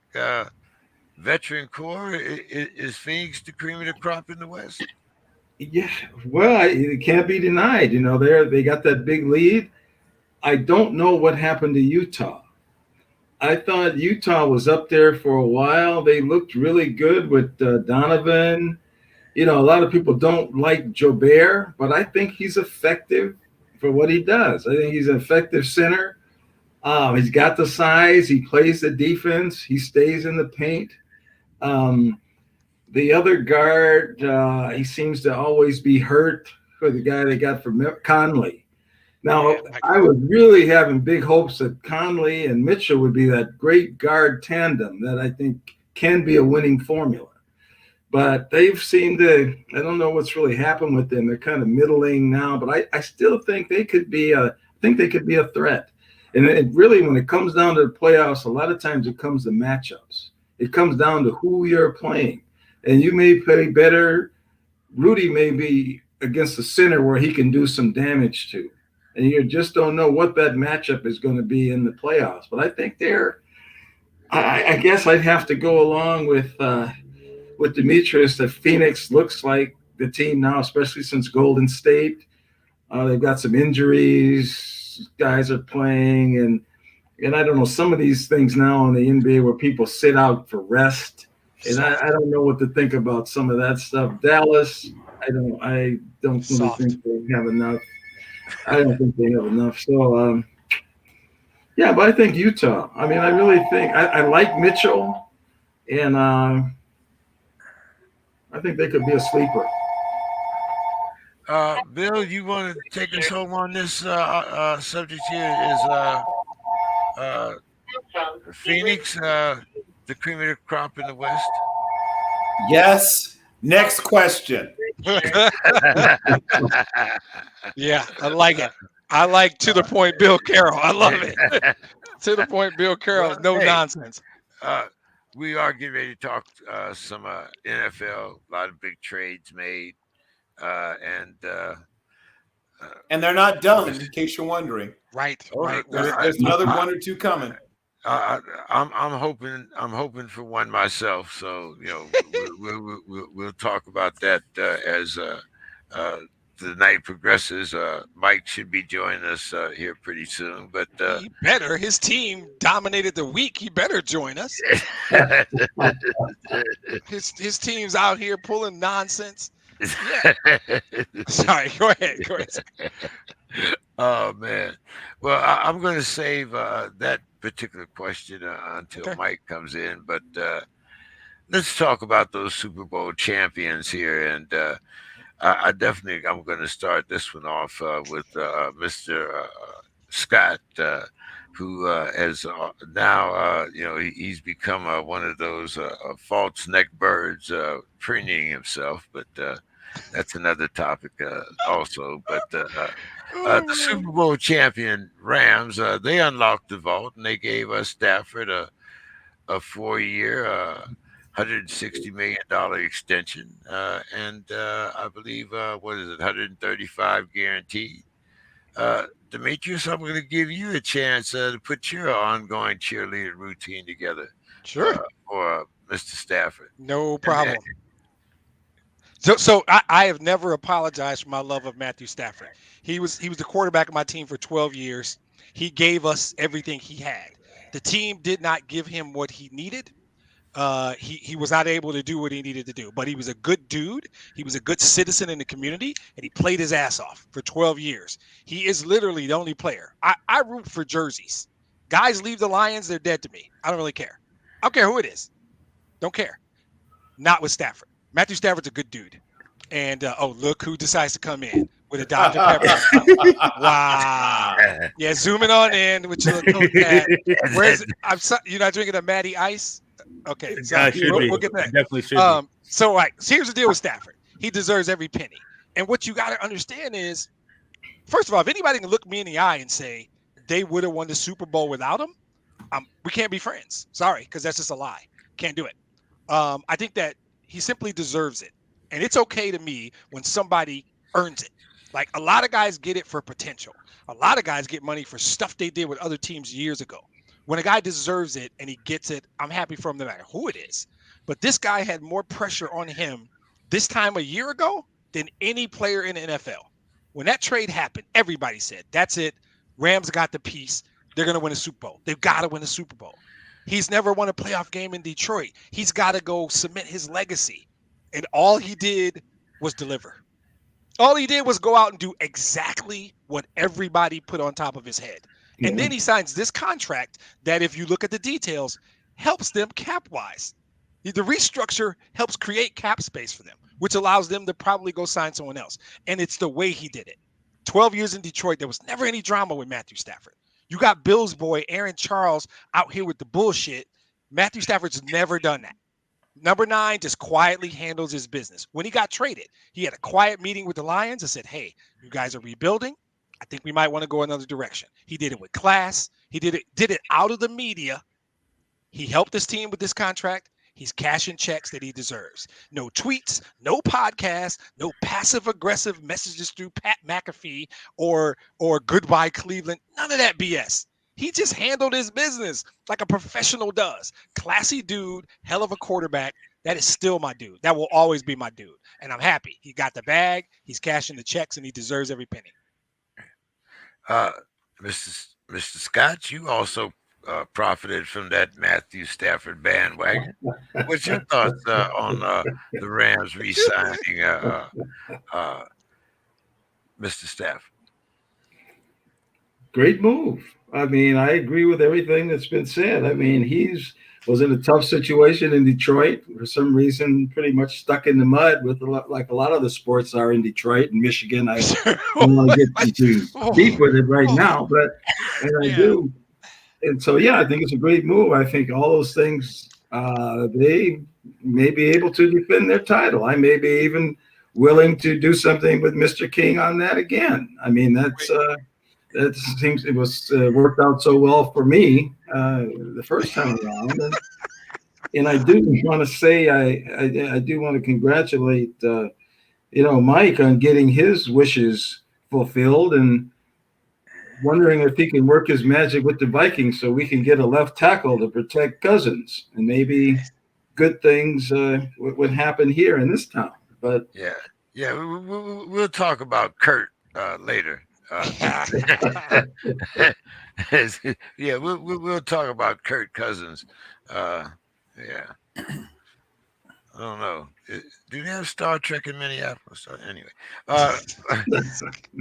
Mike, what's your thoughts on this rather Ram-friendly contract? Well, I mean, he definitely won the Super Bowl, so they have to pay the guy that took him to the Super Bowl and did the thing that Jared Goff couldn't do in his career. So, absolutely, he deserves it, and he's our key to success to continue forward. So, if I want someone and I want to win, and I know that a big reason for me winning is Matthew Stafford, then I'm going to pay the man. I don't know. I'm kind of wondering here whether there were two shots fired there at you, Demetrius. I heard them both. No worries. I'm taking notes. I'm recording all of it. Don't worry. I'm taking notes. It will all come back. Go ahead, Bill. Let's finish up our discussion on this Ram-friendly contract extension. Sure. So the Rams have been around for a very long time. Obviously, from Cleveland, to, Los Angeles to St. Louis, back to Los Angeles. So there's, a lot that's happened. They've been to the Super Bowl before, obviously, a couple of times even, but each time were thwarted would be the nice way to put it.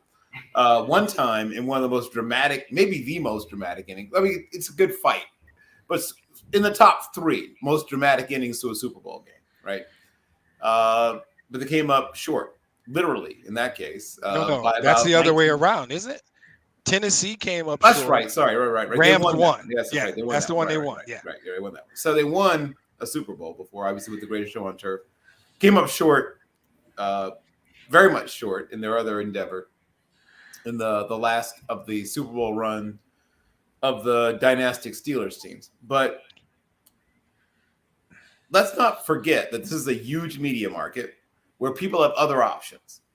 And that's long been sort of the allegation that people have launched against Los Angeles sports fans, is that they're fair weather fans, they're sometimey, they're whatever term you want to use. But if you want to maintain their attention, right, as the Lakers for a while did, is you win. I mean, it's that simple. You don't necessarily have diehards. In fact, the term "die easy," which I believe was coined by the co-host of the Jalen and Jacoby show. What's his name? Jacoby. Or maybe it was Jalen. Somebody coined the term "die easy." Yeah, it was David Jacoby on their podcast. They have a lot of die easy fans in Los Angeles, but You want to keep Daisy fans, locked in, you win. They just won. A lot of both old and newly minted Los Angeles Rams fans have been walking around with their chest puffed out. And that's what you want as a franchise, obviously. So have your fans excited, energized, buying jerseys, talking smack to other fan bases, all that good stuff. And as has been acknowledged, mostly by Mr. Verges, but occasionally by me, the level of talent that Matthew Stafford has had has always been a top 10 percentile and maybe a top 5 percentile level of talent. Has the performance always matched the talent? Not all the time, but he's had years where it's been clear that he's playing at least top 8 level for years. Yep. But, as was mentioned by others, there was a certain malaise, I think it would be fair to say, around him within the franchise. And they did him a solid. He did them a solid. They did him a solid right back. And by sending him to the situation where they sent him, it was a very ready-to-win team, like very ready. That was a very ready-to-win team. There wasn't a whole lot else once he got there, and they made some other moves too, but he was the centerpiece of the finishing of this team. That was, like I said, wasn't his simple name. Von Miller obviously is speaking of taking your talents, is now taking his talents to the Great White North. And he's in another guy is in a very good Super Bowl run kind of situation too. I mean, that's another team that should be a Super Bowl contender. I mean, should not be a contender. Sorry, should be playing in a Super Bowl soon, not be contending. They're already contenders. But the Rams are a very good franchise that has decided to push all of their chips to the center of the table and to try to win as many as they can in the next 2, maybe 3 years. And then they're going to have to. Yeah. This team is built for, to quote the philosopher poet Aubrey Graham, for a good time, but not a long time. There you go. Mr. Scott, it seems that Devontae Adams has left the Packers. Are the Vikings now the leading contenders in a weak NFC North? And what do you think about that schedule that you guys have? I looked at it, and the Steelers could probably go 12-5 if they had that schedule. But that's quarterback. It's great. The Steelers team that tied the Lions. That Steelers team? Yeah. Okay. I just wanted to make sure. Yeah. That Steelers team. That Steelers team. That Steelers team right now. And everybody knows how I feel about Mitch Trubisky, but if you've listened to the Sports Crib, I have even lower opinion of Kirk Cousins. But go ahead, Mr. Scott. Tell us about how your Vikings are going to be champions, in the NFC version of the NFC. Yeah, I think they have. What is that? What conference is that? The NFC North, at least. North. North. No. I'm talking about the ones with the Vikings. I mean, not the Vikings, but the Cowboys and the Commanders. I think that's the only conference that has that's weaker than this NFC North. Go ahead, Mr. Scott. I digress. Well, we've got a new coaching staff, a new GM. We've got a coach from the Rams. We've got a whole new regime coming in. We still got the offense. We've got Cousins with Cook. The offense looks really good. Looks strong. Adam Thielen, Jefferson had a banner year. He looks like he's just going to be the second coming of Randy Moss to the Vikings. Delvin Cook, who I think is the best running back in the league. I know people will dispute that. Again, they need to fix this offensive line. They need to keep Cousins upright. He's not a scrambler. But I think the division is theirs to be taken. I think it's there to be taken this year. I really like this coach coming in. The GM, I don't know a lot about, coming from Cleveland, but it's kind of interesting because I'm not a big analytical guy, on analytics. I don't really care for that. And he's been a Wall Street person. He's been Ivy League schools. And does that transfer to winning in the National Football League? That's a good question. So yeah, I think they're in good shape in the division. I think the schedule looks good. You've got your 2 games with the Bears, your 2 games with the Lions, so you can count those. And then we've been counting those for years. So I think it's looking real good with the turning of the page. I think getting rid of Zimmer, he stayed way past his use-by date. I'm glad he's gone. And this turning the page, it's a fresh start, really. They still have a lot of talent, and they kept Hunter. They're keeping some of their stellar defensive players. So, yeah, I predict them to take this division this year. Go ahead, Demetrius. I see you sitting there. I mean, it's go ahead. So first of all, Kwesi Adofo-Mensah, you're gonna like him. By the way, Ivy League educated. Don't let that fool you. You're actually gonna like that guy. I've always been. I don't come in here and try and snow on the crib. I know who the Lions are. I don't have a problem saying if the Packers take the step back that they could because they lost some guys. Yeah. Because Aaron Charles took the bag and acted like it wasn't about money, but that's another sports crib. I think I like their hire at coach. Well, no, let me put it this way. I didn't like their old coach, so they could have hired anybody, and I probably would have liked it. I think Minnesota is in a position. Chicago's not ready, and we're not ready. So just by process of elimination, Minnesota is in the best position to challenge the Packers. Why? Because the guy from Michigan State is a business genius. We know that. He's cashing checks. His grandkids are cashing checks. Kirk Cousins is cashing a lot of checks. But if he stays healthy, Dalvin Cook, still the best running back in the division. Justin Jefferson's probably now, with Devontae Adams gone, the best receiver in the division, right? They've got players on that roster. Thielen's no joke. They've got players on that team that can play football. So I don't have a problem sitting there saying, because I'm not the guy who just says my team no matter what. The Vikings have the biggest opportunity to challenge Green Bay and knock them off the hill this year. Now, they're going to take them 2 ass whoopings from the Lions, just like they really did last year, except they kick a record-setting field goal to steal one of them. But even with those 2 beatdowns they get from Detroit, they can still win the division. And so I don't disagree that they are there. The division is not necessarily weak.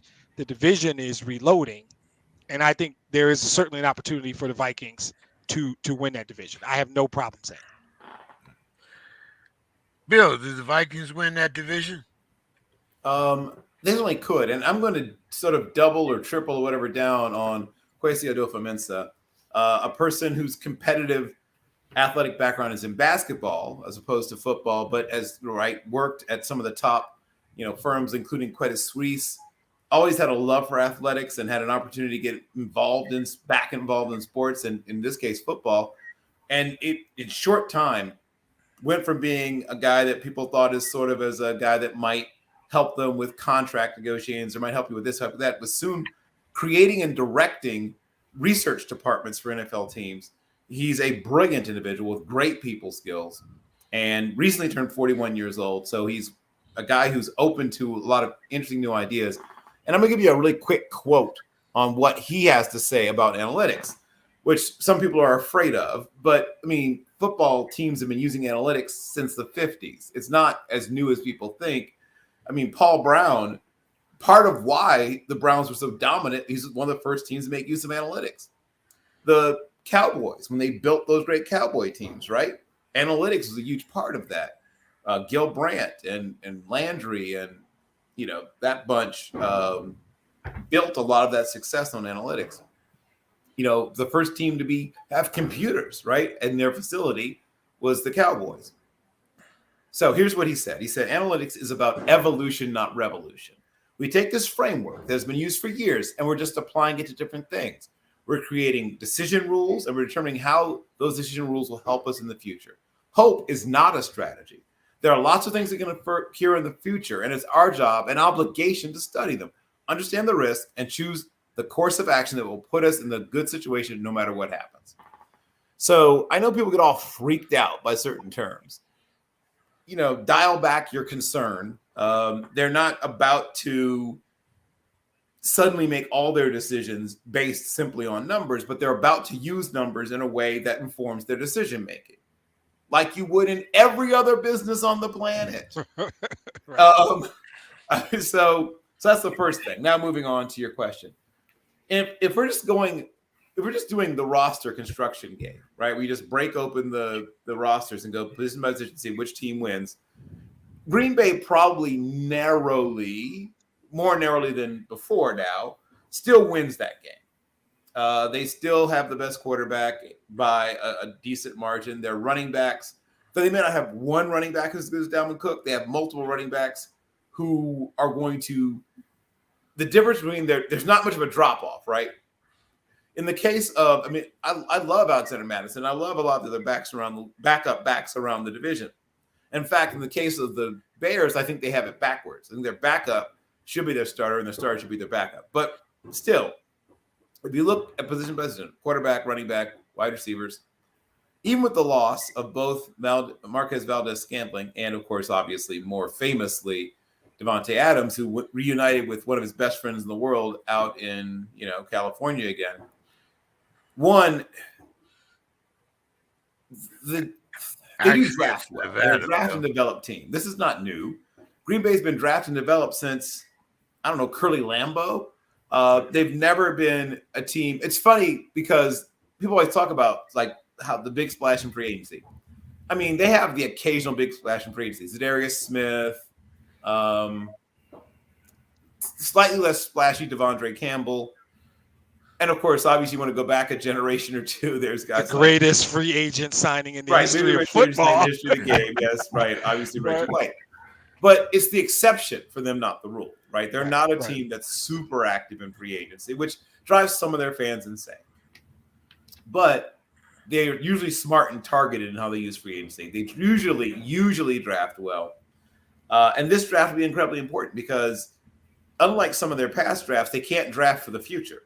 They have realized that with Aaron Charles Rodgers, right, with foot be flat, now that one is on me. They will have to figure out quickly if they can win another Super Bowl before they have to sort of reboot. Maybe with a quarterback they already have on the roster, or maybe with every quarterback. But all that being said, the Vikings have a very good shot at it. They will have to play better in some of their games against better competition. I don't think that's exactly a shocking thing to say. The Vikings have had an ability to – sometimes people talk about teams that play up or down to the level of competition. The Vikings aren't that. They beat up bad teams, and they really struggle against good teams, right? Which I guess is how you define a team that's slightly above average. They really, really, really do a great job, for the most part, of beating the teams they should beat. Struggle with the teams that are about as good as they are, and get flattened, for the most part, by teams that are significantly better than they are.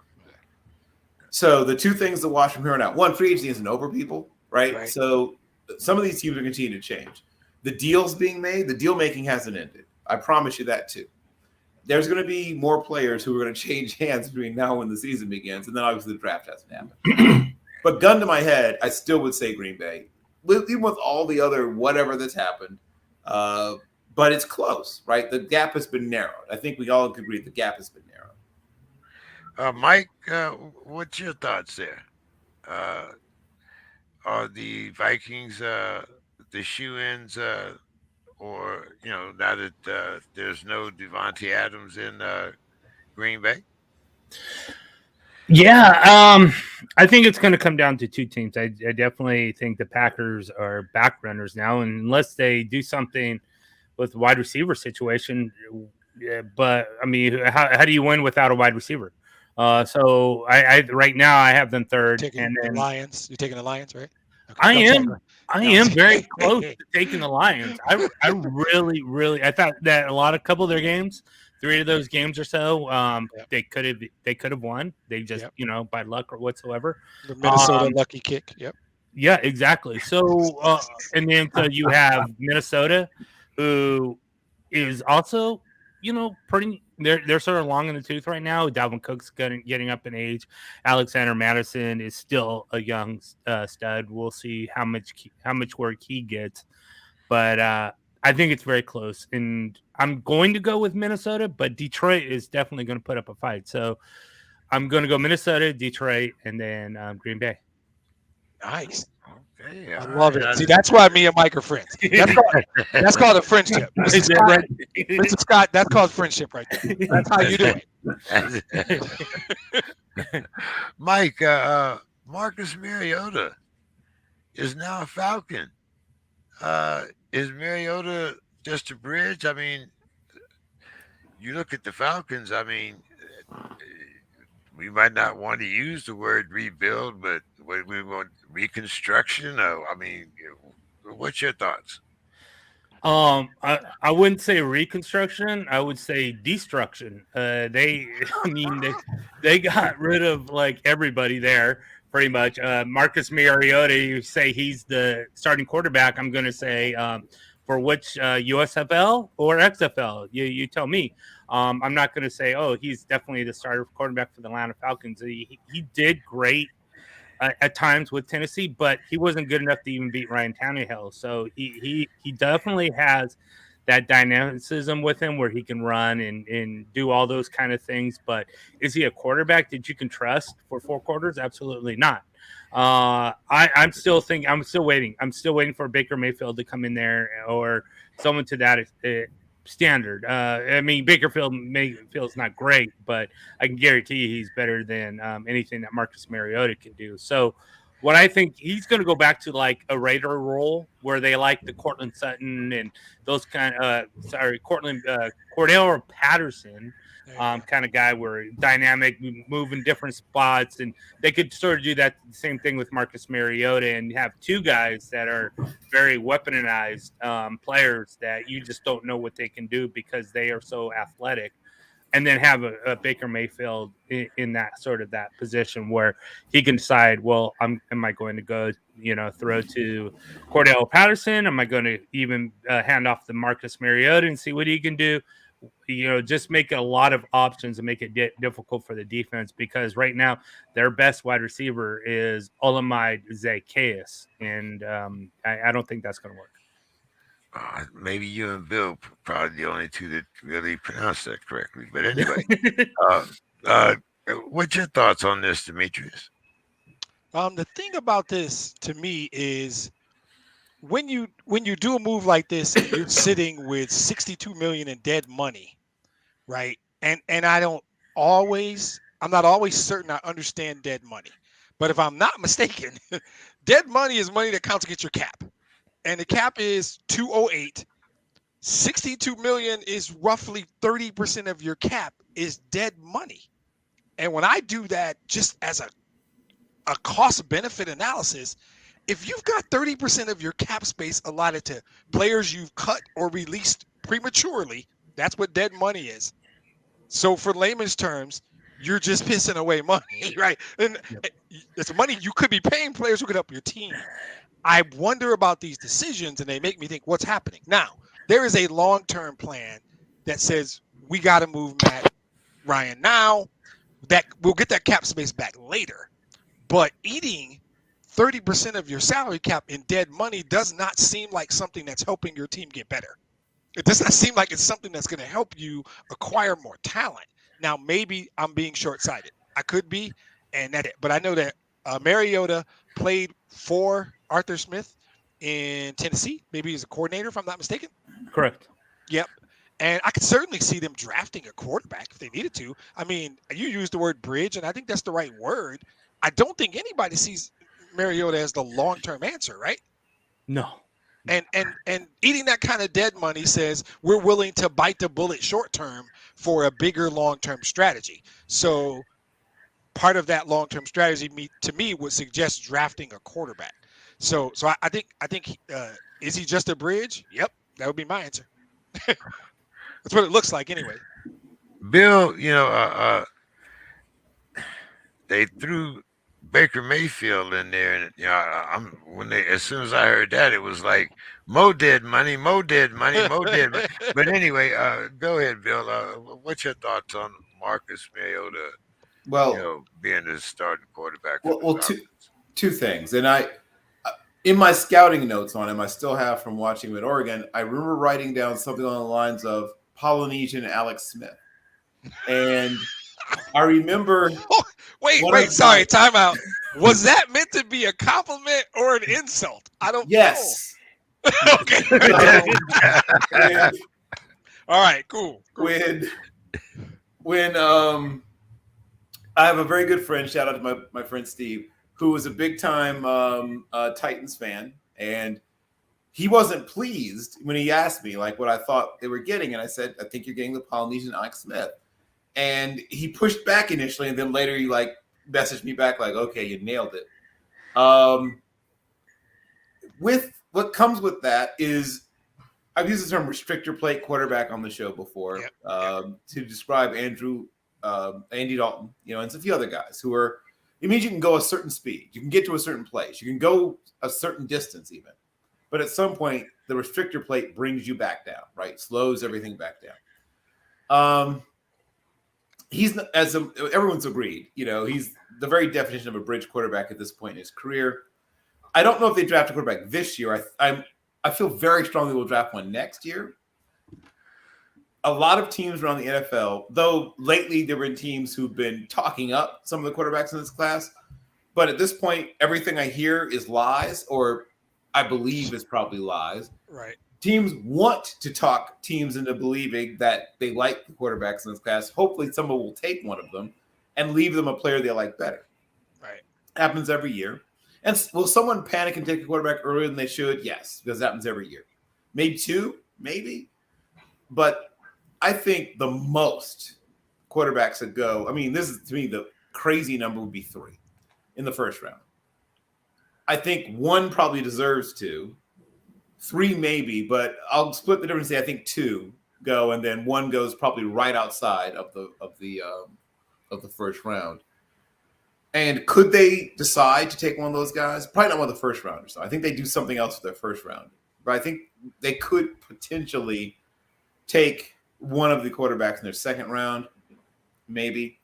But I think they're targeting next year. 1, because it's a very interesting quarterback class, right? Next year's quarterback class has Bryce Young in it, probably, most likely. Mm-hmm. May have Caleb Williams in it, may have Spencer Rattler in it. Bounce back years are probably coming from Phil Jerkovich, who, he looked good before he got hurt. Keaton Slovis, who I don't know why USC fans turned on him.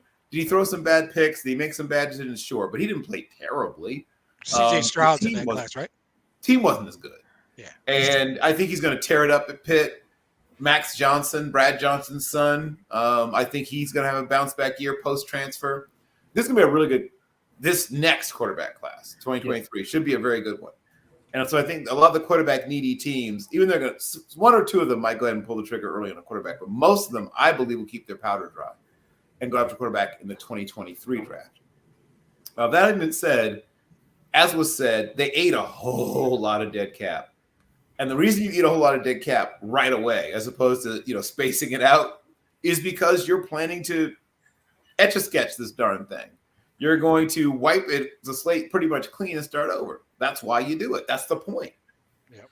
And I think you also wanted to kind of do Matt Ryan a solid to some extent. Why keep him around for another year of going 5-12 or whatever they were going to do? So this frees them up more quickly to have all this cap space, to be active in free agency, not this year so much, but next year. And it frees him up to go to a potential contender and a team that I think may now be the odds-on favorite to win its division, right? So, they're all winners to some extent in this particular scenario that's just played out. Yep. What do you think, Mr. Scott? Were they all winners there? When it comes to the Falcons, especially, and that division? Well, if I'm not sure they brought Mariota in to actually be the starter. I mean, I don't know exactly what the Falcons' plan is. I mean, I think as Bill was saying, I think they're pretty much starting over. I think they, your quarterback is the most important piece that you have, and so now they're picking up someone that somebody else didn't want, and so what do they have around him? What are they planning to build around this particular quarterback? So I've never been much of a Mariota fan, which it doesn't mean anything, but I just don't see much for the Falcons this year until they really get that quarterback situation set out. Mr. Scott, the Saints stay cleared over $110 million in cap space, and then they re-signed Jameis. Yeah. Do you think the Saints are going to be in contention with Jameis as their starter? Well, that's almost a similar question to the Falcons. I mean, did they re-sign him to be the starter? Are they going into camp and going into the season with a clear picture that Jameis is our guy? And I've seen some real glimpses of talent from Jameis. He's had some injuries. There's been some inconsistency. But, I mean, I think the guy's got a great arm. I think he has potential if he can get the right receivers, the right offensive system. I think he has potential to be a really good quarterback. But I just don't think things have fallen into place for him, either with injuries or things just outside influences and even conditioning. I mean, I think there's been a period of his career where he really wasn't in the best of shape for whatever reason. So I think if they bring him in to be the starter, I think that would be fun to watch. I'd like to see what he's able to do coming in as the starter. Bill, I think you look like you might be muted there. But Bill, what's your thoughts on the Saints and whether or not Jameis is going to be their starter next year? You do not have Bill right now. We have him, but he's unmuted. I mean, he's muted. No, I mean, you don't have him like he's scouting some player at a Division III school right now. He's doing a scouting report on a Division III tight end somewhere. Go ahead, Demetrius. I as much as I hate to agree with Mr. Scott, dang it if he didn't get this right. I loved pre-injury Jameis. And I might be out on a limb, just me and Mr. Scott, which wouldn't be comfortable at all. But I think Jameis is going the second round of Jameis. What I saw before the injury, I really liked. And I think they dodged a bullet because I do not think that they wanted to give Deshaun Watson that kind of guaranteed money. And I think they're going to end up being very competitive in this division with Jameis Winston as their quarterback. Now, they had to sacrifice a lot clearing all this cap space in an attempt to get Deshaun Watson. But it's going to work out in their favor because, as Bill's mentioned a couple times, there's a second wave of free agency coming. And because they got Jameis on the deal they got him on, they actually have cap room now. Like 3 weeks ago, we were like, oh, the Saints are in trouble. They're going to – and now they lost some good players. Marcus Williams, one of the really good young safeties, is gone, right? But they have some cap space. There's still players out there they can sign. And I think they have an answer at quarterback. Jameis is still young. I think second version of Jameis is way better than the first, especially in terms of like interceptions. And honestly, I liked what I saw pre-injury Jameis last year. I think Jameis is going to have a really good year, and the Saints are going to be competitive. Mike, what's your thoughts on that? I think the Saints are going to be somewhat competitive. It just depends on what kind of Jameis Winston we see. Do we see the guy that was in Tampa Bay that really did a lot of great things and then a lot of bad things? Or are we going to see what we saw with him in New Orleans? But now you have a different coach. You have a different offensive system. I think they lost their offensive tackle as well. There's a lot of questions that they have to answer. But if Jameis Winston just is Jameis Winston, where he is just a solid quarterback and does some running when he needs to. I like what I saw out of him last year. I thought it was really the best play he had going, and then unfortunately he gets hurt. So if he can return to sort of that form, Michael Thomas is back, which is great news for them as well. So I think they'll be competitive. Well, they'll be a team you're going to be like, well, they're a serious contending for the playoffs, and you better watch out for them. Probably not, but they'll hang around. They'll beat some good teams. They'll lose to some bad teams. All in all, maybe 8-9, 9-8, that kind of season. Okay. Bill, you back with us? Nope. Bill. No, man. I told you he's scouting Division III tight ends right now. You back with us yet, Bill? Call him Bill. No. He's looking at 40 times, bro.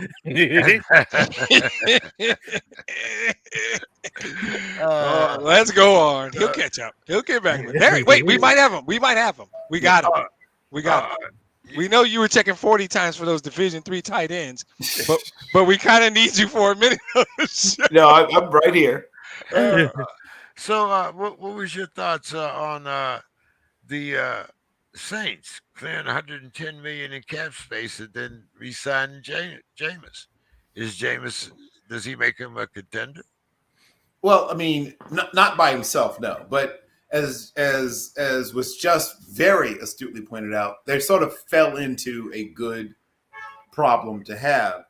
They're a team that still has, even though they didn't gut it completely, right? But they definitely have had some. They did more than just move the furniture around. They still have Cameron Jordan, who is borderline Hall of Fame, right? He's a guy who's on a Hall of Fame track, who is still going to be a leader on that defense. They still have a good amount of talent on that offense, though, once again, draft and free agency hasn't finished yet. And now they went from being a team that had the most egregiously terrible cap situation to having cap space again. And shout out to everyone talks about Mickey Loomis, but actually there's a young black gentleman within their organization who actually is their cap guy. So Loomis is the guy above him, but they do have a bit of a magician there, and they have successfully kicked the can down the road yet again. Like each year we predict, this is the year. And they did kind of blow it up, but they didn't, not blow it up. They blew parts of it up, right? It wasn't like a thing where there's nothing left and it's rubble. But they definitely, like I said, had to do some renovation, right? The Saints had to renovate. So, but can they contend? Yes. So clearly the thing that you point to, right? When you look at teams that can contend, I'll start with something that people don't talk very much about anymore, and that's defense. Did they lose some pieces off that defense? Yes. But Kai Harley, who I mentioned earlier, and don't be surprised, file that name away if you didn't know that name already. I believe Kai Harley is a future full-on GM, right? Somebody at some point, just as we saw as young black GMs become a thing in the NFL, don't be surprised if he, sooner rather than later, is another young black GM in the NFL. He got his start, well, not start, but he became elevated in the New England, within the New England franchise. He's the one that did the first big contract restructure with Tom Brady back in 2007 that allowed them to bring in Randy Moss. So that was sort of his calling card, if you want to think of it that way. But getting back to the question itself, can they contend? Yes. They can contend for a couple reasons. One is teams that are used to winning tend to win even when they shouldn't. See Steelers, Pittsburgh. Teams that just get used to winning, figure out ways to win games they have no business winning. Teams that are used to losing, conversely, find ways to lose games they have no business losing. See Chargers, San Diego. There are teams that are in that transition period between winning and losing. And that's one of the most fun things to watch. And, my friend Demetrius gets to see that transition, right? Where you shed negative feelings and thoughts, and sometimes individuals even in an attempt to change, permanently, hopefully, or at least for long term, the fortunes of a franchise. The Saints are a team that still has talent, though. Like, it's not like there's nothing there. They're not starting over with nothing. They still have, at 2 or 3 positions, top 3 or 4 players, right? They still have guys who are amongst the best. If Jameis, and I do believe Jameis has, quote unquote, learned his lesson, I think being in the system that he was in, seeing how you don't have to do too much, right? He was used to doing too much. He did it in high school. He did it in college. He did it the first part of his NFL career as a Tampa Bay Buccaneer, another franchise that had, in just a few years, completely changed its corporate culture, right? I don't know if the term corporate culture has been used already on the show, but football teams are corporations, right? Both legally, like in the way that, the way they're structured, they are corporate corporations, but also in the way they behave. Though they behave somewhat differently from normal corporations, they still have corporate culture. And corporate culture, and I'm looking at you, Commanders, Washington, they can make teams that should be good not as good, and make teams that shouldn't be as good better, right? I already said this. And I think that they're one of the teams that will still have enough culture left in their facility, both in front office, coaching staff, and the remaining players, that they'll win some games they probably shouldn't win. They'll probably still be fighting to be a little bit above 500, but that might be enough for them to be a playoff team. That's a wild card. Bill, Robert Woods said that joining the Titans was beneficial to his career. But is Woods really suited to play a physical type of game that the Titans play? Well, for those who somehow just didn't pay attention, he was one of the best blocking, pound for pound. In fact, he and Cooper Kupp, pound for pound, might have been the 2 best blocking wide receivers in the league. I mean, those guys were devastating blockers in the run game. Don't believe me? Look. And at times, they would line them up at tight end, right? Go back and look if you don't believe me. And they would wham block defensive linemen. Don't believe me? Look it up. So is he suited to it? He's been doing it his whole career. What do you mean is he suited to it? I've seen him put defensive ends on their behinds. Why would he not be suited to it now? What do you think, Mr. Scott? Is Robert Woods that physical player? Have you been watching him like Bill? Well, not. I mean, I liked him in college as a receiver. I liked him in the league as a receiver. I think that the blocking aspect is going to be more of his responsibility with this team. I mean, I don't know how wide open they're going to play, how much downfield type playing they do. I mean, they've got that tank running back, and I think that's feedback healthy. I mean, I think everything is going to be centered right around him. So I guess it'll be interesting to see how that plays out. What do you think, Demetrius? I think, as I have said from the day I joined the Sports Crib, I hate following Bill sometimes. He's absolutely right. Robert Woods has been one of the best blocking receivers in the league for years. And it's the reason the Rams could line up in certain formations, because they could essentially have 3 wide receivers, a guy who could run routes the way he does, but he could block like a tight end. I think he said it was a no-brainer or super easy or something like that. And he's right. Why? Because with Julio gone, there are targets/receptions out there. They're there for him to go get. He's an excellent complement to A.J. Brown. He's a good blocker in a scheme that values the run. And more importantly than anything, I mean, he's going to put up good numbers because A.J. Brown's going to get a certain type of coverage, going to require a certain type of coverage. And to be honest, the better way to put it is is Derrick Henry's going to require a certain kind of coverage. That's really what it is. So you have to play them a certain way because of, as Mr. Scott called them, the tank in the backfield. So he's going to see X number of targets, X number of catches, and more importantly, they're going to win football games. And if you go from a good situation, and he gets a ring even though he was hurt, you want to go to another good situation where you can make money and catch the football and do what you do well. I think he's a perfect fit. I mean, there's no easy way to say it. I wanted to get as excited as Bill, but then, it was just too much. I couldn't. It's getting late. I didn't think I could work up all that energy. So, but he's absolutely right. Robert Woods has been a great blocker for a long time. Come on, Mike. Give us the advanced metrics, Mike. Give us the advanced metrics on Robert Woods as a blocker. Oh, you're muted though. We got to be able to hear you, bro. Yeah, we got to be able to hear you, Mike. There we go. Yeah, you guys are correct. He's very much a willing blocker. He led wide receivers with 202 blocking snaps. Yep. He was first overall in PFF as far as blocking grade. So those are all correct. These dynasty guys bring facts, guys. They do. They do. I knew there was heat coming. You ain't kidding. So yeah, he's definitely a tough dude. There's no doubt about it.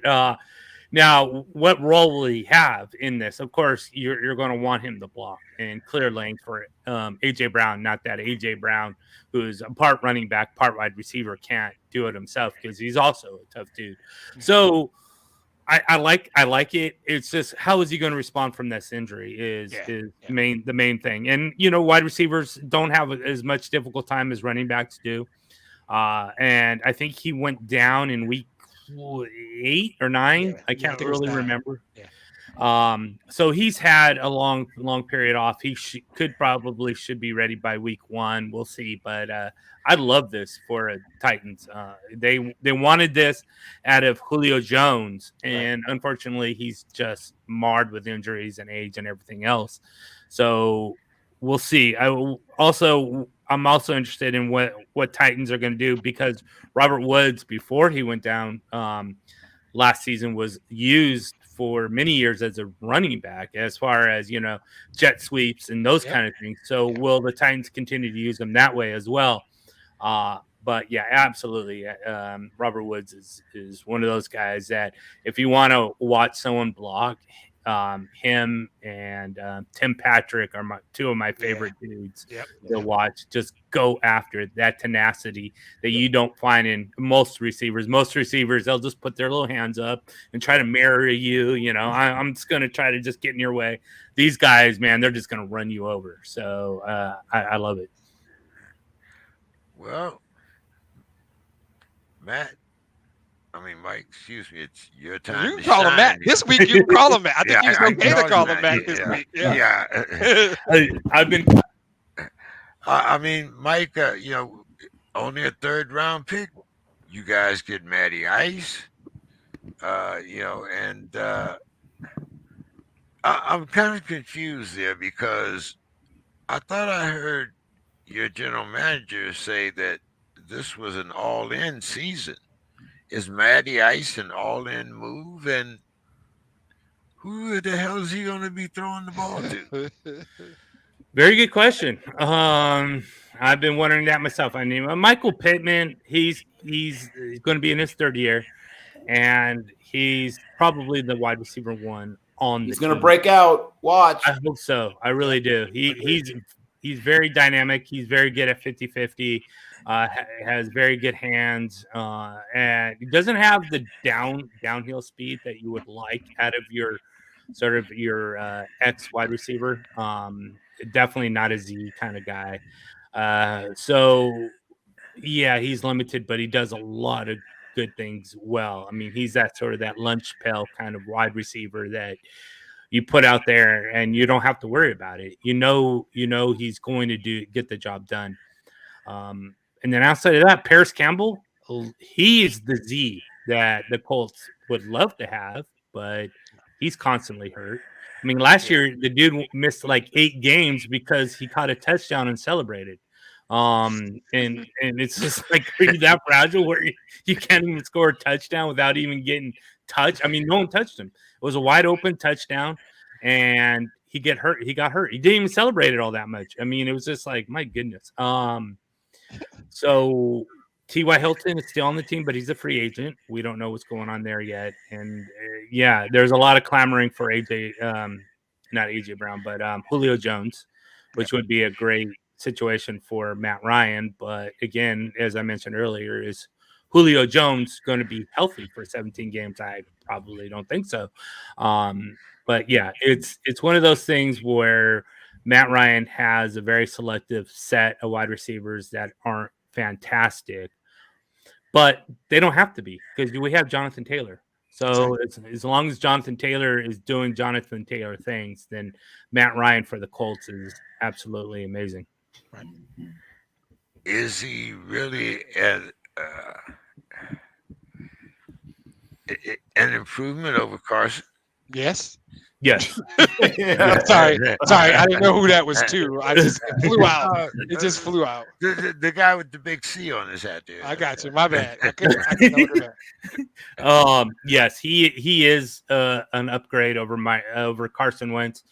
It's not like a huge upgrade. It's not like he's gonna blow the doors down and everybody's gonna be like forgetful of Carson Wentz. But he's going to be put in the back of the minds of people, of Colts fans.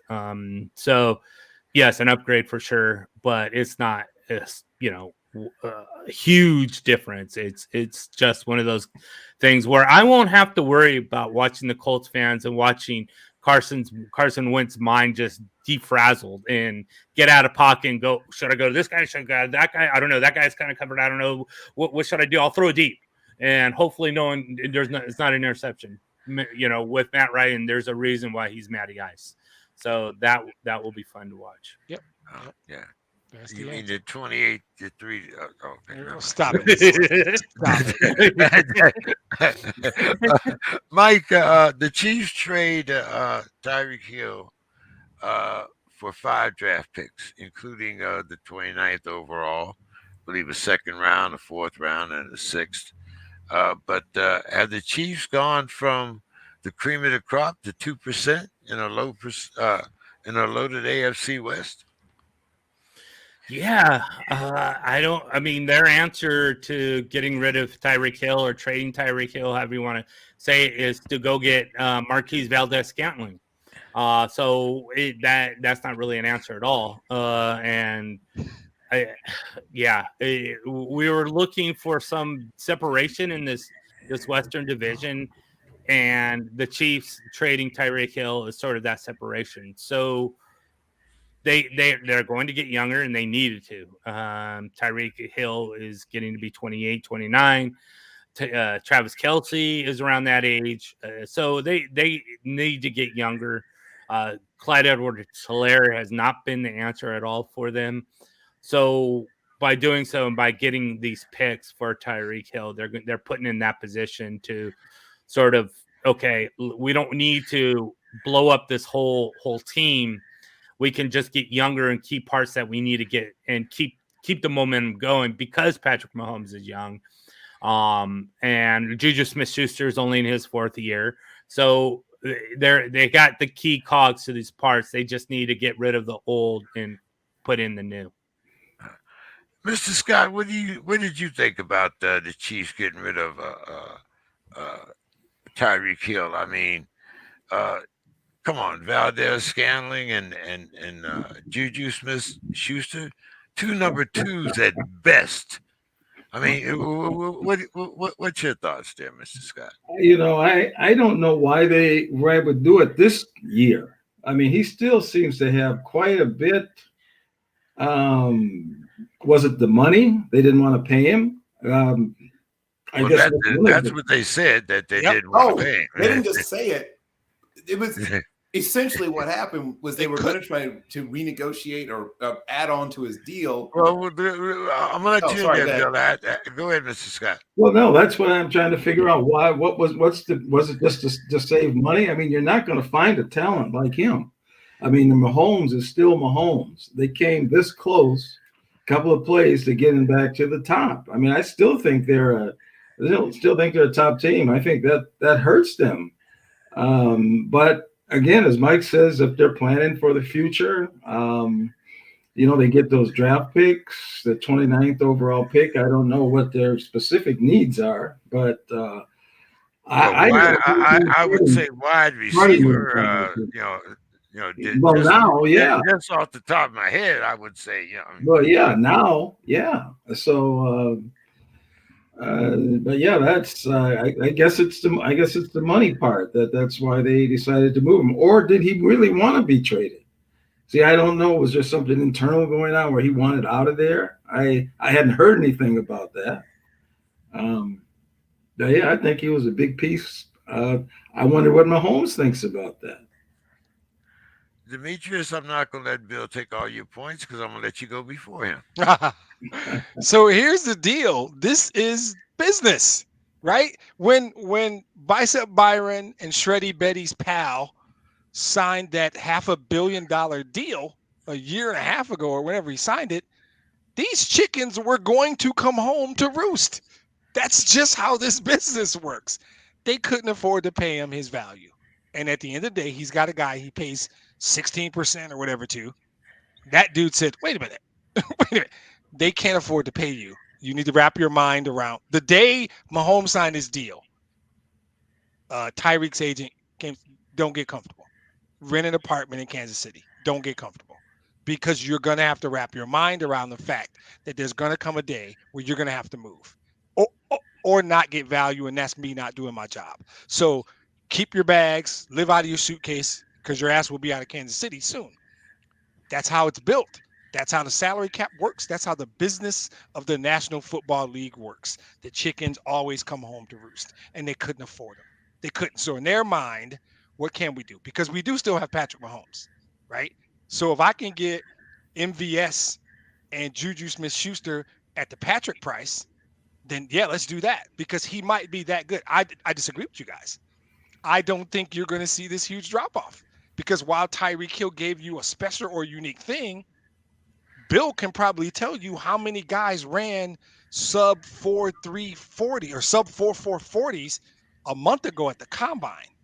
One of those dudes is going to Kansas City, and that's what you do. You bring in MVS, you bring in Juju, you draft the kid Sky Moore. Bill will correct me if I'm wrong. I think that's his name. You draft Sky Moore and let's run this like we used to. He can run all the routes Tyreek ran. I don't think he ran the best. He might have ran the best one this year, but he was certainly up there because we were watching that night. I don't think this means anything because they still have Mahomes. They still have Patrick Mahomes. I don't know if you guys thought Mahomes left, but they still have Patrick Mahomes. And Juju and MVS are not bums. They're just not. I think Kansas City will be fine. This is going to be a competitive division. I'm not going to sit here and say, oh, the Chargers are much better now. Oh, Denver with Russell Wilson is much better. You got to beat Kansas City. I'm on that bandwagon until somebody knocks me off. I'm not sure if I'm going to jump off the Justin Herbert bandwagon.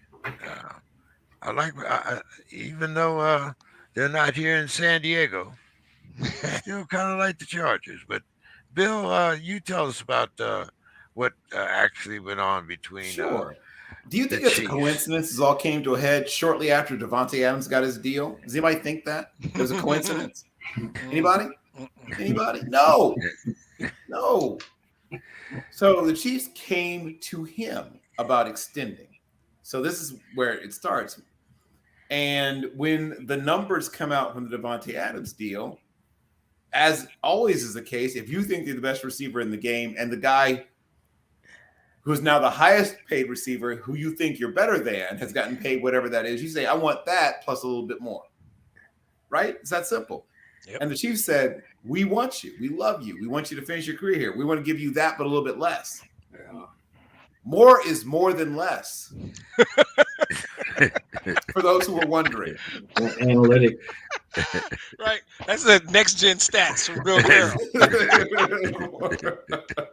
You like stats? There's one. More is more than less.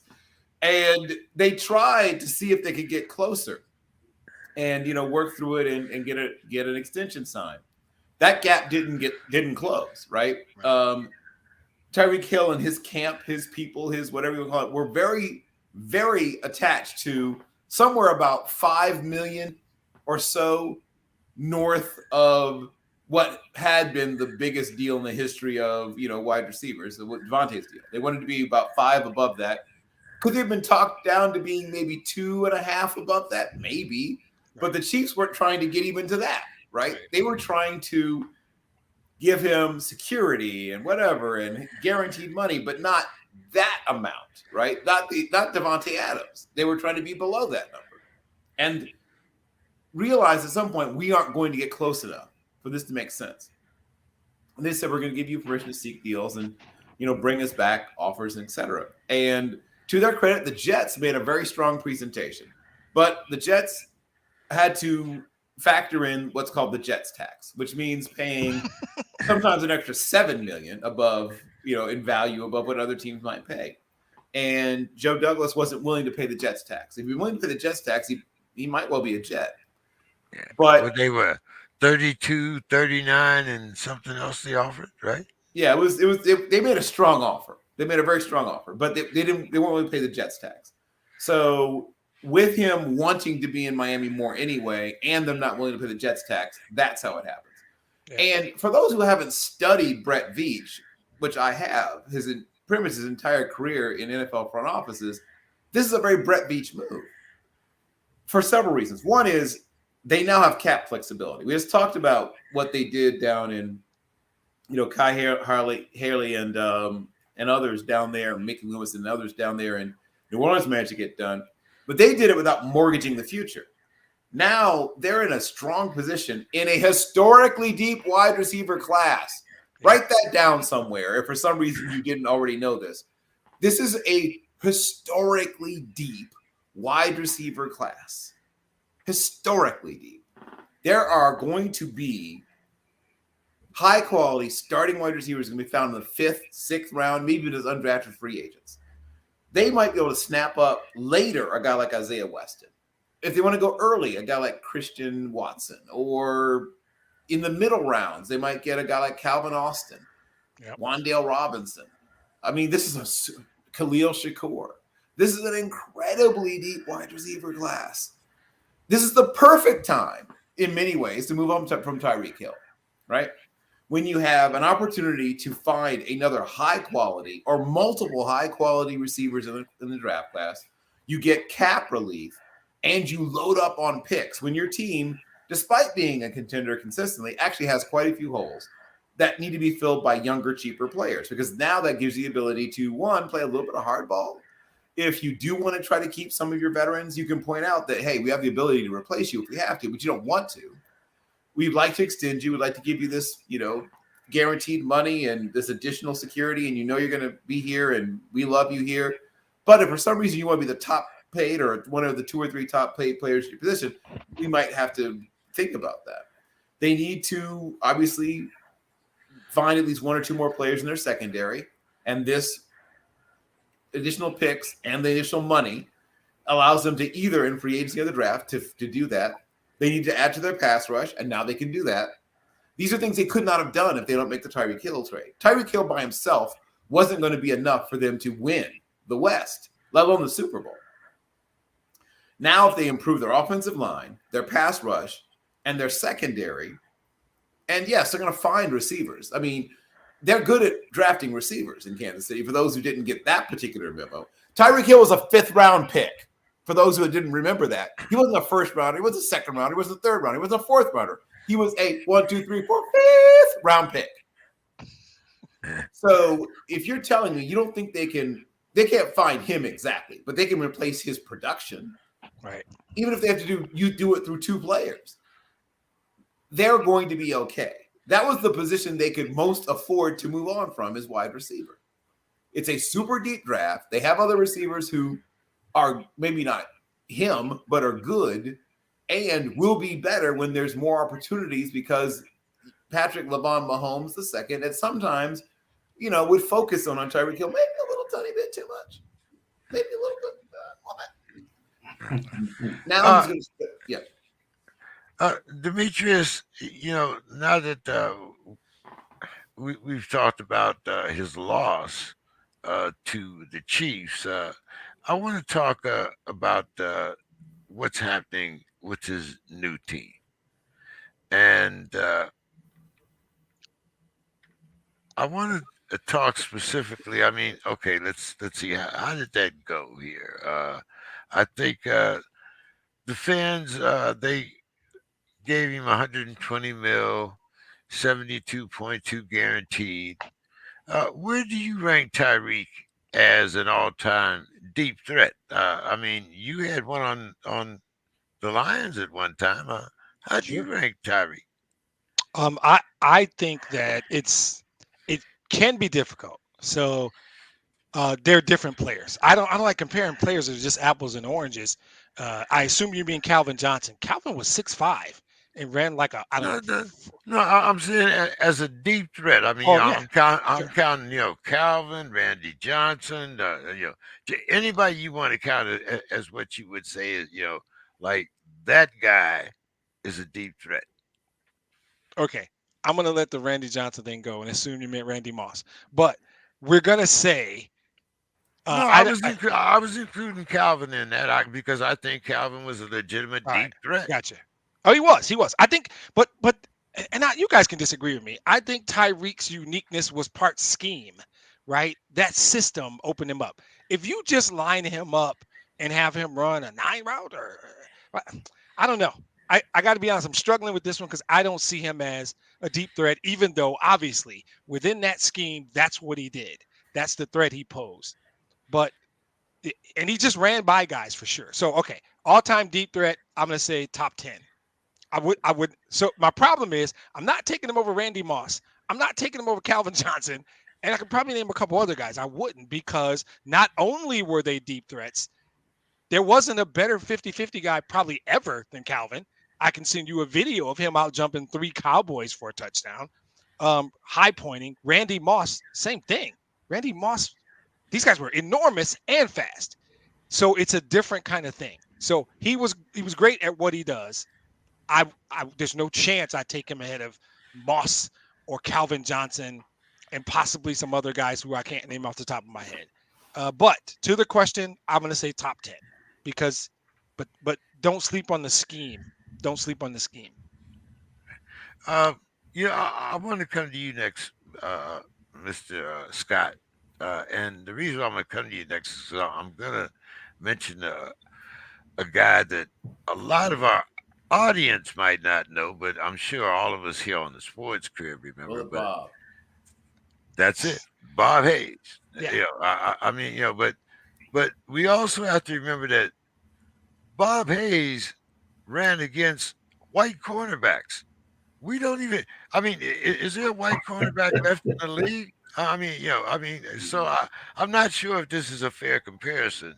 But what's your thoughts when you think of Tyreek and some of the great deep threats? You had one, Randy Moss. Randy Moss is the top. But years ago, the Vikings, when they had Fran Tarkenton, they traded him at his epic.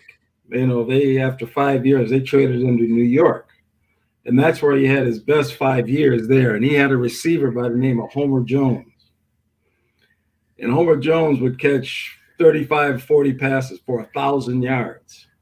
I mean, just 35 or 40 passes for over 1,000 yards.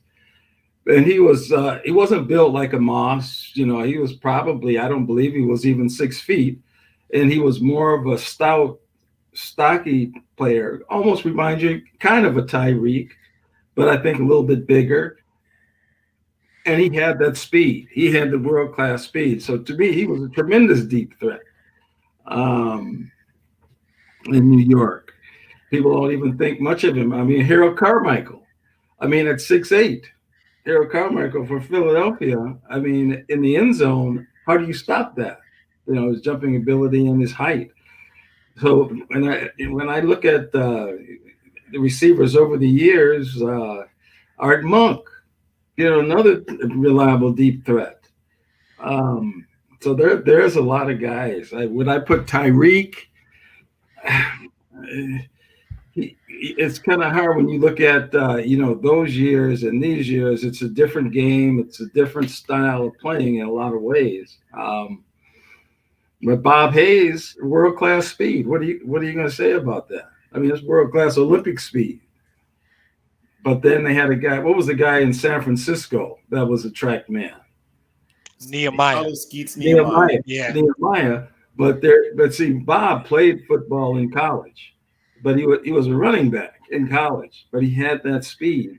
And Nehemiah just didn't seem to. He had the speed, but not that football. You didn't have body. You didn't have a football body. Is what you didn't have, right? They hit you in football. It's not just running. Yeah, well, that, and it was a different type of football, right, than what they play now. Yeah, don't sleep on James Lofton, by the way. Yeah, another great one. Mike, I'm not going to leave much meat on this bone here because I'm going to Bill next. Yeah, I think there's two. We have Bambi, Lance Allworth. Oh yeah. And then Paul Warfield is another. Slept on Warfield. Either of those better than Tyreek Hill? I don't know. It's a different game back then. But if we're talking about deep threats, those are for me, Lance Allworth is on top of my head right away. And then Bob Hayes is another one that you guys mentioned right away. I also think Calvin Branch, who just made the Hall of Fame, was someone else, probably not nearly as good as Tyreek Hill, but is cheetah-like, small, can go downfield just like Tyreek Hill. But I think if we're looking overall, I think there's few that are above him. Deshaun Jackson, maybe even. Right. Exactly. He's definitely up there, though. Tyreek Hill is definitely one of the greatest. I don't know if he's even top 10 now. We've ripped off probably 10 guys. Now I'm like, no. Moss is at the top. Calvin's in there. Allworth is there. You've mentioned Warfield, Deshaun. I don't even know if he's top 10 now. I'm talking myself now. He's out of my top 10. Yeah. I forgot about Bambi. I'm from Bob Hayes. Yeah. I'll give you a couple more names. Yeah. One who gets overlooked so much for whatever reason is Willie Flipper Anderson. Yes. Oh, Flipper, yeah. Oh my God, I forgot about that. Ex-Colt player. Yep. Yeah. So Willie Flipper Anderson might not be a Hall of Famer, but my God, was he? If there was a Hall of Fame for just deep threats, he'd be in that.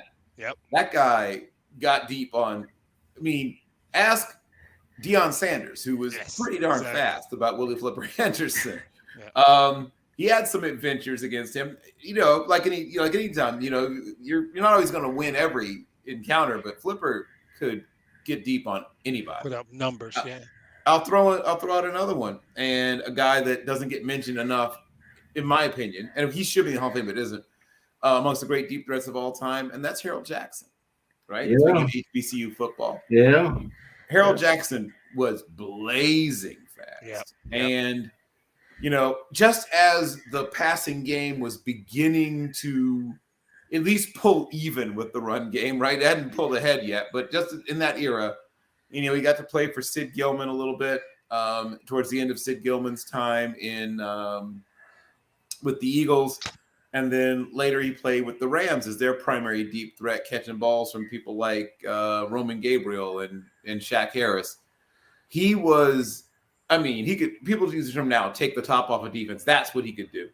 Right. There weren't many people who could stay with him. So those are guys I throw up there. And I guess he had a very short run of dominance, but I'll throw two more guys out there. Another guy who I think should be in the Hall of Fame, but isn't, is Art Powell. And Art Powell was, I'll just quote Al Davis, who loved to collect speed. If anyone knows anything about Al, at one point he had 4 guys on his team who had won medals in either the Olympics or the Pan Am Games. Look it up. He had Sam Grady on the same team. Grady, Alexander Wright, Willie Galt, and was it Brown? The former Ram was the other one. He was either Brown or James Jett. But at one point, 4 guys who had won medals in either the Olympics or the Pan Am Games, right, in sprints. But getting back to Art Powell was like Terrell Owens, but faster. Yeah. Art Powell was 6'1.5", 216 pounds, could fly. And if it weren't for the fact, one, that he started his career with the Eagles, who try to turn him into a defensive back for reasons I'll never understand, and then goes to the Titans. He spends actually 1 year in Canada, and then ends up with the Titans. The Titans, who later became the Jets, the AFL's Titans. And first begins to show signs of what he's going to be as a receiver. Has a good season there with Sammy Baugh as the coach. But once he gets to the bombs away, Daryl LaMonica quarterbacked Raiders, look at the numbers he puts up. Crazy numbers, right? To me, he's a Hall of Fame guy, but and a great deep threat. So yeah, I mean, there have been a lot of tremendous, and the one who doesn't get talked about because his career is so short was Homer Jones, the inventor of the spike, also. Right? Yeah. Mrs. Scott mentioned him. Yeah. I do gotta think, guys. Are we ignoring the elephant in the room? You know who has more 40-yard plus touchdown than any wide receiver in history? A dude named Jerry Rice. Oh, right. Yeah. None of us mentioned that guy. Right? Well, we just slept on the elephant in the room. Well, I said, when I said deep threats, the thing is, I guess you're talking about guys who are catching the ball 40, 50 yards down the field and it's floating into their hands, as opposed to what happened with Jerry, where he's catching at 12 and then running away from you. Right. Okay, that's fair. I feel like we can't talk about a greatest receiver anything and not mention Jerry Rice. Right. It didn't feel right. It didn't feel right. Right. You're definitely right about that. But to carry that conversation on further, the Finns, they didn't just stop with Tyreek. They also acquired an offensive tackle, a left tackle, which they desperately needed. Bill, what do you think about this Finns team, their chances in a loaded AFC division?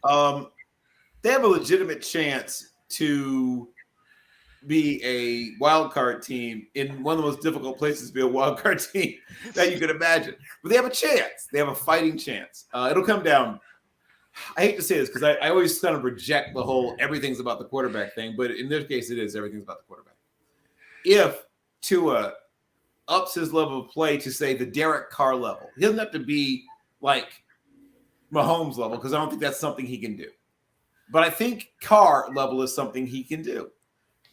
Even Kirk Cousins level is something that's within his level. His talent would allow him to reach that level.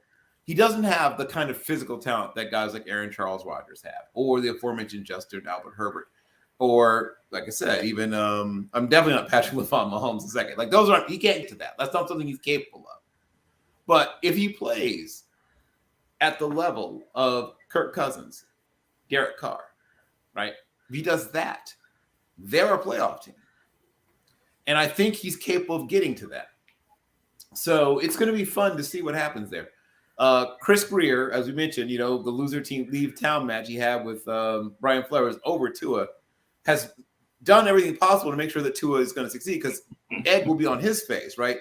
Because if we've moved on from a talented young coach over your belief in Tua, right, and it turns out you were wrong, now we have to fire you. I mean, that's how this works, right? You made me choose you over the coach. You better be right about Tua. I mean, that's how, once again, that's how it works in business, right? If your idea, and we invested in your idea, we invested heavily in your idea, whatever your business is, and your idea stinks, you get fired. That's true in any business. But yeah, if Tua becomes a top 10, top 8 quarterback, this team's going places. Now, they might not win it all, but they should be a playoff team, yes. Mr. Scott, what's your thoughts on the moves that Miami's made, acquiring Hill and a great left tackle to protect Teron Armstead, 8-time All-American in track and field. Yeah, Hill, we'll see. I mean, the money game is a funny thing. I mean, sometimes it seems like you get your money and then how hard do I have to play now? I mean, what is my, when you get these big contracts, I mean, we've seen drop-offs. And I think he could be a prime now that he's got the money. It'll be interesting to see if he really continues to thrive as he did with Mahomes. Yeah, I realize that's a big part of his success, a big part of all the things that he's done. He's had Mahomes. Without that, what's going to happen? I think that remains to be seen.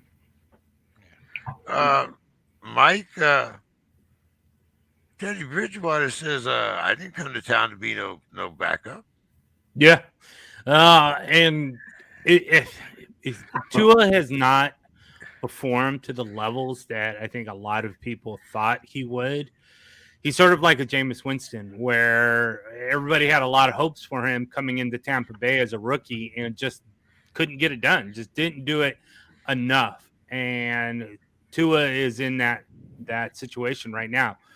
I think Tyreek Hill helps a lot because Tua can throw deep. He has a plus-size arm, but they just didn't do it. And so they're basically saying here with Tyreek Hill, you have no more excuses, Tua. We have every part that you need to be successful. So you're either going to do it or you're not. And then we'll revisit this in week 7 or 8 and go, okay, well, he's not performing to what we want.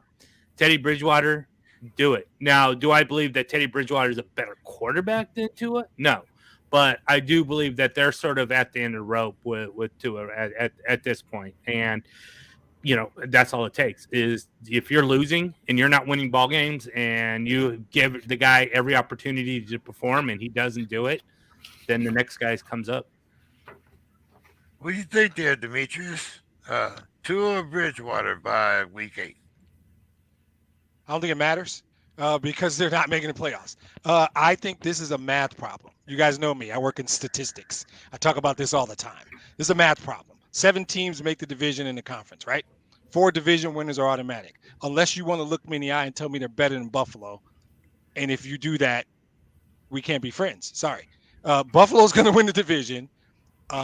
If we say it's Kansas City in the West, and I don't think it matters, I think 3 teams from the West are making the playoffs. So that's 4. You got the North champ, whoever it is, and you got the Colts in the South. That's 6. So tell me if Cincinnati wins the North, do we think the Clowns aren't making the playoffs? I'm sorry. We might want to have that conversation. Could the 4th team in the West actually make the playoffs? Maybe. I don't think they win the division, and then the math just catches up with them. And I think there is 4 other teams better than them. I mean, I don't count you guys or the Ravens out, quite frankly. I think I would put you guys in the same group with Miami there, and it's just a math problem. Only 7 teams get to go, and if you don't win the division, you got to be one of those other 3, and the West is loaded. I'm sorry. The West is just loaded, and the Bengals just went to the Super Bowl, and the Clowns just made the biggest acquisition of the offseason. I think you guys are still fine. You can't sleep on the Ravens. I don't know where they fit. So it's nothing against Tua or Bridgewater. It's a math problem, and I don't know how they pull it off. Demetrius, I'm going to start with you on this one because you got to help me out here. I don't understand this, and maybe you as a math guy or maybe just logic, but McKissick said that he returned to the Commanders because he had unfinished business. Now, from a business perspective here, yep. Are you more likely to improve your value if you're playing for Josh Allen and the Bills, or you're playing with Carson Wentz in the worst division in football? Can you help me out here? Yep, sure can. This one's easy. So you're focused on the wrong value definition. The value you want is called intrinsic value. If this is where I live, I know this place, I know these people, I know that city, that's home. And somebody else offered me a lot of money. Like, I got to take care of my family, so I'm going to leave. And then the place the people the place you're comfortable with comes back and says, whoa. We'll give you what they're giving you. Your choice is take this amount of money and go move somewhere, or take this amount of money and stay where you are. Intrinsic value is the stuff you know. It's comfort level. It's I know where the nearest McDonald's is. I know how to get to the gas station. right? I know, right? Do I really want to move to Buffalo, New York? The money's the same. And this whole raising my value, JD McKissic ain't raising his value. He signed the contract. The checks are going to come. Whether they come and you live in Buffalo or they come and you live in suburban DC, the checks are going to hit your account every month like clockwork. And if the money's the same, it becomes about where's your kids comfortable? Do I got to change schools? Where do I like the weather in Buffalo, New York? Buffalo, New York, man, is what we're talking about. He didn't have Miami or LA as an option. You're talking about Buffalo. And I'm not shading Buffalo. Detroit is my city. It's cold in Detroit, right? But it is much more about the intrinsic value of uprooting, moving, going somewhere else versus what you know, what you're comfortable with. That's what once Washington agreed to match the money, JD McKissic's value isn't going to go up. JD McKissic's going to get them checks, and he's got a certain amount more time. He does what he does in the league. They're good checks. I'm happy for him. But he probably went home, and mom was like, wait, we ain't got to move? All right, cool. Let's stay. And that's what it's about. Okay. But, Bill, Buffalo is a contender. The Commanders are pretenders. Well, we'll find out. I mean, they might win the East. I mean, you can say pretenders all you want, right. But if they get above average, just above average play at the quarterback position, tell me why they can't win the East. Exactly. Tell me. And it's the same thing for Buffalo. Buffalo will win the AFC East, probably lose to one of the teams in the West anyway. I'm telling Bill's right. So when you say unfinished business, here's unfinished business could have been at Bank of America. Unfinished business could have been at Chase Manhattan. Unfinished business could have been with First and Merchants. You can have all types of unfinished business. Now he gets to finish. Yep. Cashing them checks, baby. First and the 15th. First and the 15th. Mr. Scott, what do you think? Was it a good move for McKissic to stay in DC? No.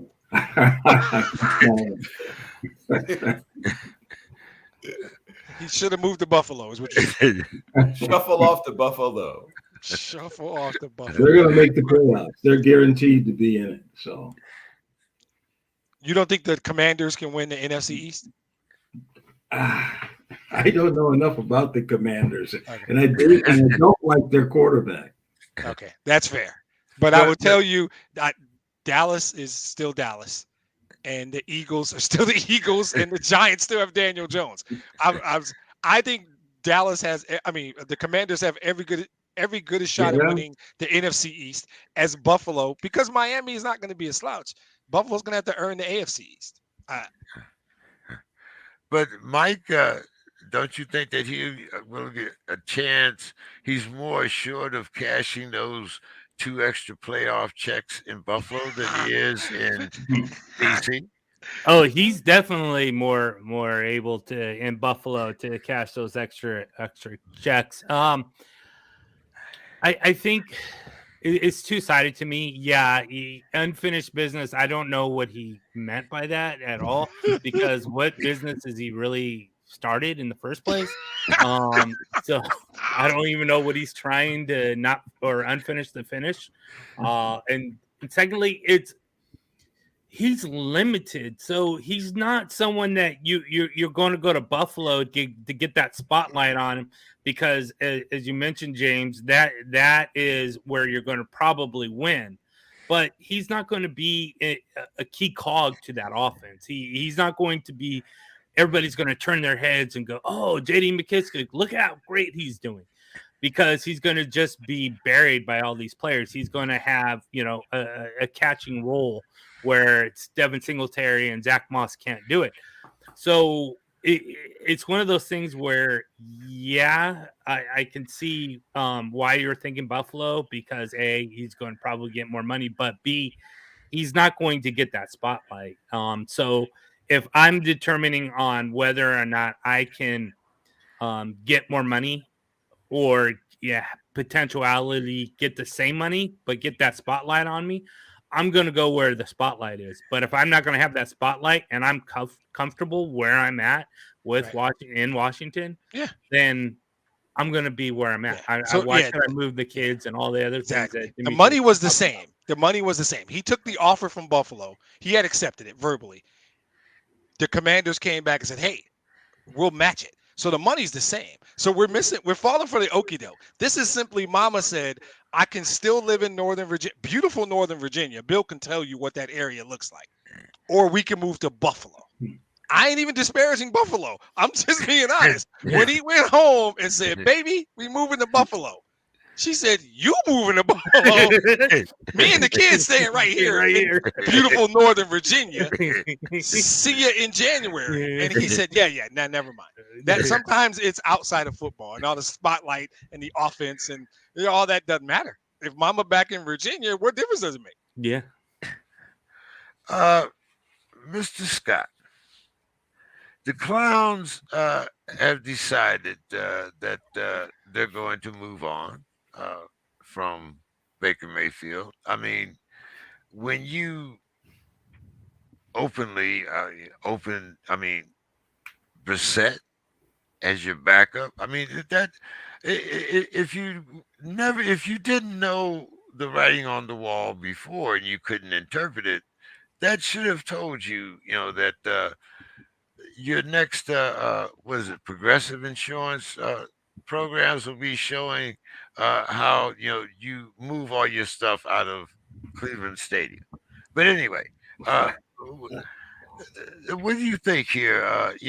Now are the Browns contenders now? Because there's a possibility that Deshaun is going to be suspended by the NFL for at least 8 games, maybe more. So what's your thoughts? And if you're moving on, is Baker really worth a first-round pick? I mean, no, seriously. Well, my thoughts on Deshaun are just this. Why is he going to be suspended? He's already set out a year. How much suspension is he supposed to get for this? I mean, a lot of it has been resolved. I know there's always these civil cases, and he's got enough money to make this stuff go away. Here's an easy way for me to get my $10 back. Would you be willing to bet that the NFL is not going to suspend him, if for nothing more than conduct was embarrassing to the shield? Yeah. That's what it is. I'm saying that he's already set out a year. He's already been punished for this. But that wasn't league mandated, though. The league didn't make him sit out. Yeah, they didn't make him sit out. Self-suspended then. Self-suspended. Yeah. Was he paid during that time? No, I think he had asked for a trade, and he and the team agreed that he wouldn't play. If I'm not mistaken, that's how that went. But was he paid? Don't know, actually. Don't know for sure, but I believe that he was getting game day checks. Well, I don't think it matters, though, because the league has a precedent. They'll go back and say, Ben Roethlisberger did something, was never convicted. This is what we did. They'll go back and say, Ezekiel Elliott did this stuff, was never convicted of anything, and we gave him 6 games. I think it's going to be probably 6 games. But he's already set on a year. He's already set on a year. Okay. Well, like maybe he should contact you to argue his case. Have fun with that. You don't embarrass the shield. They don't get down like that. Okay. But no, Baker, he jumped the gun and he wants out. And no, he's not worth the first. But there's some quarterback needy teams. I mean, he's shown enough where some team may want him. They could make a deal for him. No, we do not want him in Pittsburgh. Are you sure? Why not?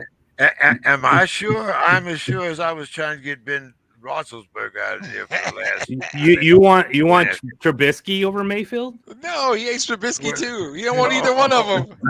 Right? Can we put them? Can we put them both in a package? You get one quarterback. Right. Jam both their asses into a Honda Civic and drive it over a cliff. That's what he wants to do. I mean, it would be an excellent story, but are you going to? So now, what are we going to do with Trubisky? He's going to win football games with Trubisky is what you're going to do. No, Because Mitch Trubisky got a bad rap, and he played in Chicago under a bad. I'm not going to do the whole thing. You are going to come back later on an episode of the Sports Crib and formally apologize to Mitchell Trubisky because I'm going to demand it of you. I'm going to demand it of you. I've already said that I would rather stay with Trubisky than have Baker Mayfield. So that's not the same. That's not the same. I know it's not the same because I mean, as you can go down further, I talk a lot about my Steelers, and I talked a lot about the acquisition of Trubisky, and what I thought, but yet and still, I mean, to me, for somebody that I was trying to get the hell out of Pittsburgh for 2.5 years, it's an improvement. Is it? Is there someone that I would have much rather had? Then there might be a couple. Baker Mayfield is not in that category, but anyway, who was I talking to here? Mike, you can you take that. What do you think about the clowns? Yeah. Well, we're still talking about the clowns. All right, I just want to make sure we drifted into Steeler land. I wanted to make sure. No. And Bill's like, "What the hell are we talking about?" No, we're still talking about Cleveland. We're still talking about a possible suspension for Deshaun, and we're talking about the worth of Baker Mayfield. Real quick, Baker Mayfield is not even close to a first round worth that at all. So I don't know where the hell that imagination. I mean, talking about imagination, that is Wizard of Oz material.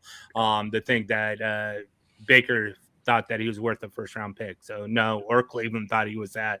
I think they're just messing with him because he was just like, I'm out of here. So I don't know, whatever that was, but no, he is not worth a first round pick. I do believe that Deshaun Watson is going to get suspended at some level, whether it's 2, 4, 8 games. I'm hoping 8. I hope he gets suspended for the rest of his career. I know that's not logical, but I do not want to see this dude ever on a football field. But with that said, with that suspension, I think it's going to be really difficult for the Browns to be in contention in such a difficult division, even with the Steelers there that are just, I don't know what they are anymore. So it's I'd give it the clown over the Steelers. In boxing, we would call it gatekeeping. Gatekeeping. They're gatekeeping the worst of each division. Is that what their efforts trying to be? A gatekeeper is like the guy that you have to go through in order to prove that you're a contender. Okay. Oh, okay. Right. We'll see about that. I can eat crow too, James. So if on season, if they do, I'll definitely eat some crow there. But I don't think the Clowns have any shot at playoffs or winning that division. Bill, give us some clarity here. Okay, so the clarity is if you might be able to get a third if you send a fifth back in a package, right? Yeah. That's how he's seen at this point. The only way that changes if while they're waiting out the suspension, he goes out and plays lights out, which is not impossible. It's unlikely, but it's not impossible. It's still a very talented roster. And when he was 100% healthy and that Stefanski scheme was working, he was capable of looking very good. He had 3 or 4 games where he had, I think, he has a game, either 3 or 4 game stretch, something like that, where he had an average of 104.5 passer rating or something like that, if memory serves me correctly. He is, especially when certain things are happening, an efficient and effective quarterback, particularly in areas of getting the ball out in play action, right? He's a very good play action quarterback. He's a good ball handler. He executes fakes well. He's good in the boot game. He can bootleg out. He's not, a freak athlete. He's athletic enough. If you have the right kind of offense, and the fancy offense fits him actually very well, he's capable of being efficient and effective. Where the trouble begins is when plays begin to break down and he's trying to do the Brett Favre thing, and he's not. He's like 27.5% as physically talented as a guy like Brett Favre. but he doesn't know that, or he doesn't accept that, or whichever it is. And so when he starts moving around and gets outside the pocket and tries to drive the ball deep down the field late, right? More often than not, bad things happen. But the problem is he gets just enough touchdowns, right? Just enough good things happening to encourage him, right? It's one of those things where, the process is more important than the outcome. So when he hits Donald People-Jones off of one of those little scramble plays, second reaction plays, and, throws about 48 yards for a touchdown, it emboldens him, right? That's the problem with that. It's like sometimes he gets good results doing these things he shouldn't be doing. And Mike's trying to find that stretch I'm talking about it wasn't from this season, from the season prior, where he had, I think it was a 4-game stretch. I can't remember exactly, but I think it was either 3 or 4, where he had average 104.5. If you have a great running game, which they should still have in Cleveland, and he spreads the ball around, which, they don't have a single guy that you would have to lock in on, which, they don't have, that problem has been dealt with, right? You should be spreading the ball around. He's capable of looking good. So he could possibly play his way into being worth a second rounder, right? But no one looks at him and sees the kind of quarterback that you throw first round values on. He could play his way into being seen as more than what he really is. But in certain systems, he could be an effective player. It's, once again, it comes down for most quarterbacks, right, to situation, talent, and coaching, right? If you have great situations, great talent, great coaching, even quarterbacks that aren't anything particularly special, I'd like to point out to people that, Bob Greasy's in the Hall of Fame. Bob Greasy's in the Hall of Fame. Bob Greasy wasn't a better quarterback than Baker Mayfield. But he's in the Hall of Fame. But look at the offense he was in. He won a Super Bowl where he attempted, 7 passes? It's situation, talent, and coaching is super important. If you put Baker Mayfield in the right situation with the right coaching and the right talent, he can be a very effective quarterback. How do we know? We've seen him do it. This isn't conjecture. We've all seen it actually happen. So right now he's a guy that if you can get an early third for him if you send back a 5th. That's what he is right now, along with in the package. But that could change. And once again, desperation, right? Say a team is a contender, everything's going fairly well for them. Boom, they lose their starting quarterback. Now you can kind of put the screws to them. Right now you can get a better pick. But as of now, you can get an early third if you send back a 5th.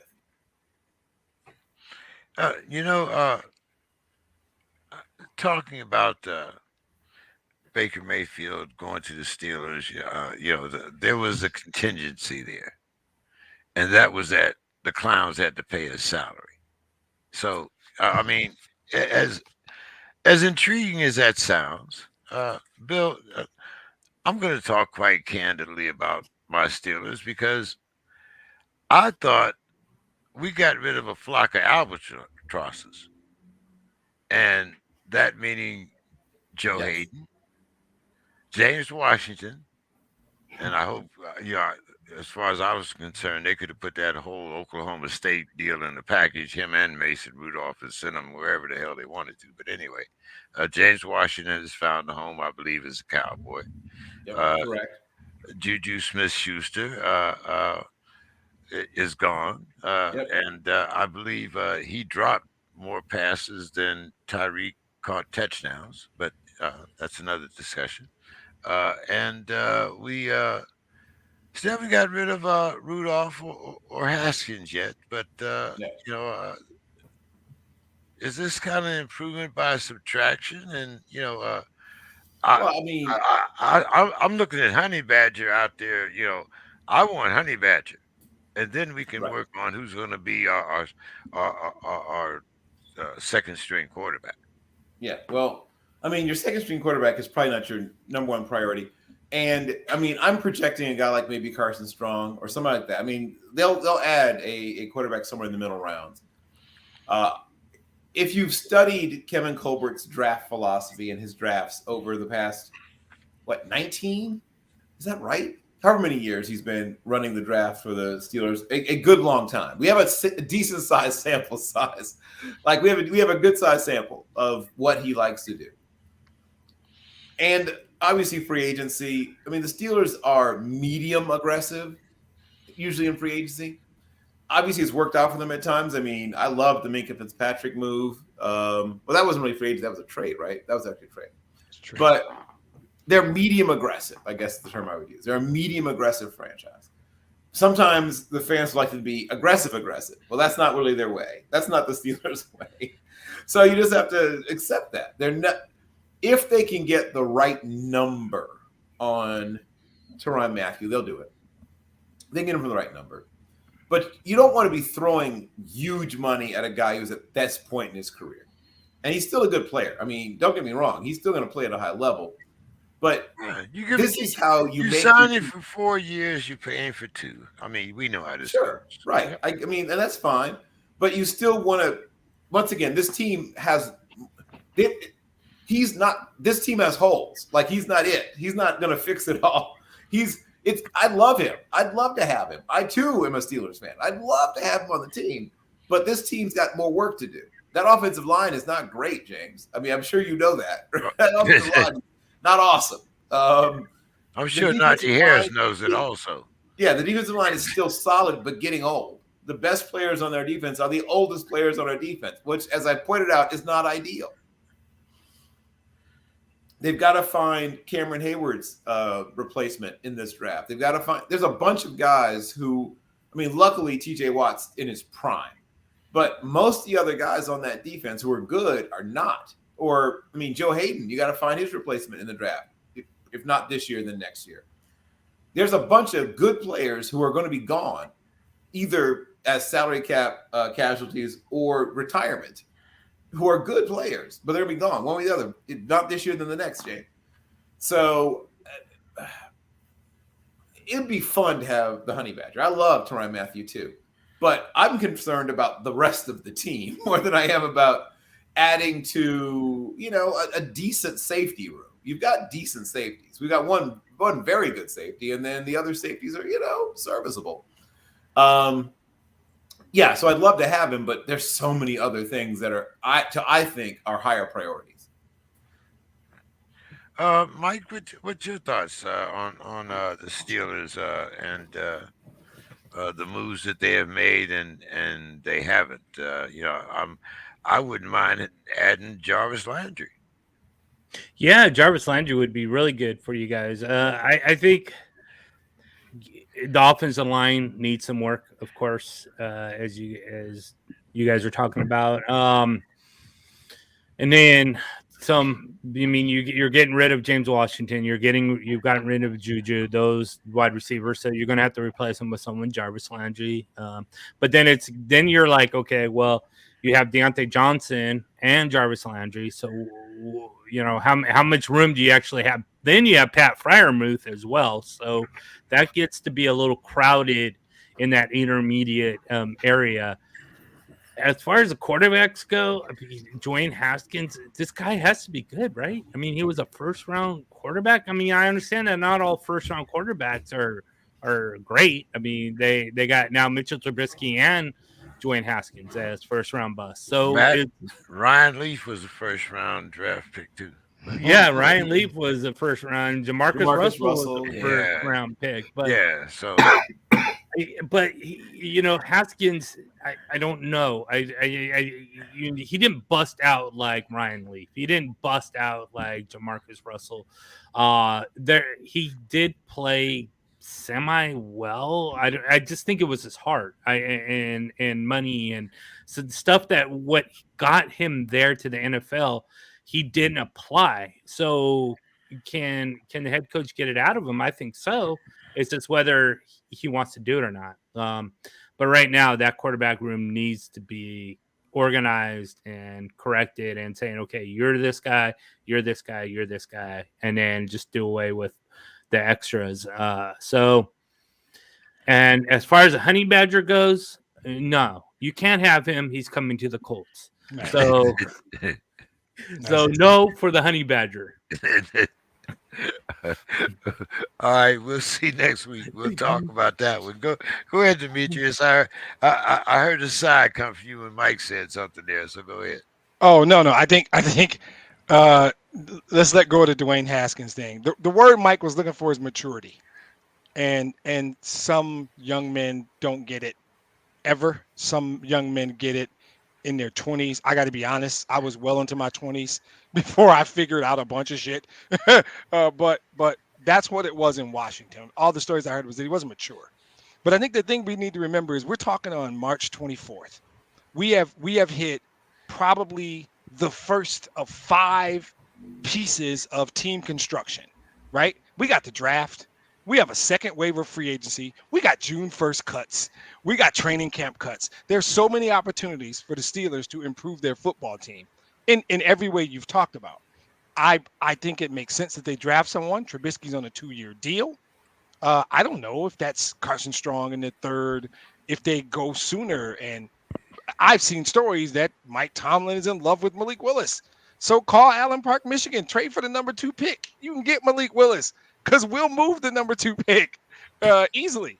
Or if you want to sit in the late 1st and take a Matt Corral or Sam Howell in the 2nd, there's quarterbacks there that a really smart organization can develop.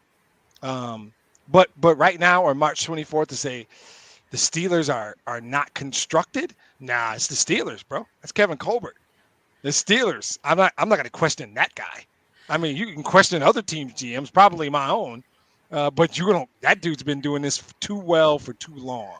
So I just don't worry about the Steelers kind of ever because I like Mike Tomlin that much, and I think that's an organization that is hummed along in this league and done it right for 4 decades. I can't respect your I'm worried about my Steelers bullshit. Not at like 11:30 p.m. on the north side of Chicago. I can't do it, bro. I got to work tomorrow. Why are we setting records? Hey, that's on you guys, man. I'm blaming it on Scott. I am blaming it on Scott. It is absolutely Scott's fault. It was that Minnesota nonsense off the top. It threw us off track. Now we never got it back right. Yeah, well, I'm past my bedtime now. Right. Well, go ahead, Mr. Scott. You can tell us about the Steelers and then give us your final thoughts. Well, I like Tomlin. You know, I mean, he's ran a great organization. He coached here with the Vikings. He started coaching here, and he went right as a defensive backfield coach to the Steelers. And he's been there since. So I wish he would be here. And I still think there's an avenue for Watson. He's already been suspended he's been out for a year. Well, we're going back to Deshaun Watson. I love it.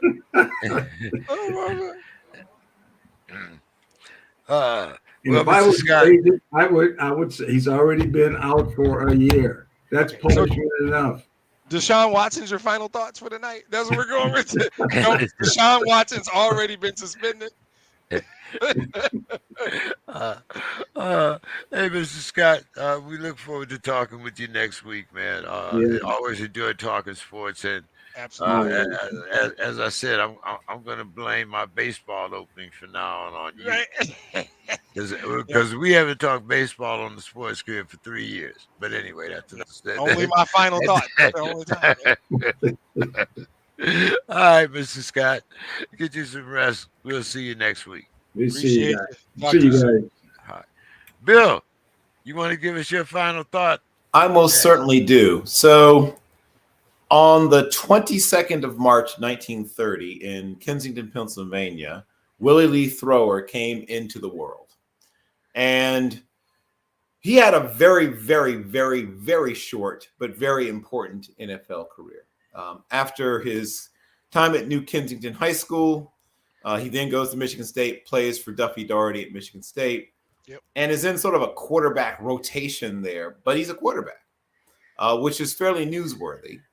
And some people say he was the first black quarterback in the Big Ten. Now, it gets tricky because quarterback meant different things at different times in football history. But he was one of the first people who was a primary passer. Right. I guess is how I would use the term. Yep. And of course, he was only 5'11", and probably slightly less than that, about 174 pounds. But they called him Mitts because he had huge hands. And because, at least in part because of long arms and huge hands, was a very effective passer, but was always sort of sharing the role. But despite that, George Halas was at least interested enough to bring him in as an undrafted free agent. He backs up George Blanda for 1 year only, gets in one game against the 49ers. Blanda's just stinking it up, pulls Blanda, puts Thrower out there. Willie Thrower goes 3 of 8 for 27 yards and gets removed after that. Doesn't go back in, never goes back in again in an NFL game anywhere, ever. Spends a little time in Canada and unfortunately separates his shoulder. And so his football journey ends at that point. He then becomes a social worker in New York, opens 2 taverns, and is promptly forgotten by history. So very few people I talked to even know who Willie Thrower was, but Willie Thrower was the first black quarterback in the NFL.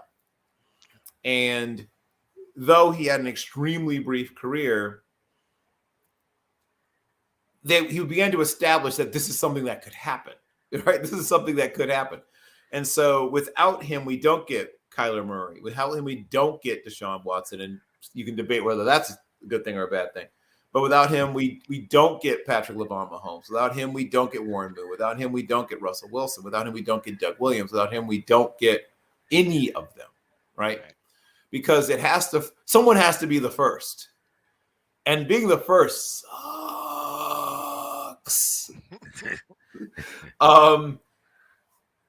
There's so many things that work against you when you're the first, especially in things where it's believed that maybe people who look like you can't do this, right? Which was very much people's mindsets. Even 20 or 30 years after he debuts, there were still people who had in their minds that this isn't something you can do because of what you look like. And for him to have first gone to an absolute powerhouse, right? Michigan State, right? Absolute powerhouse.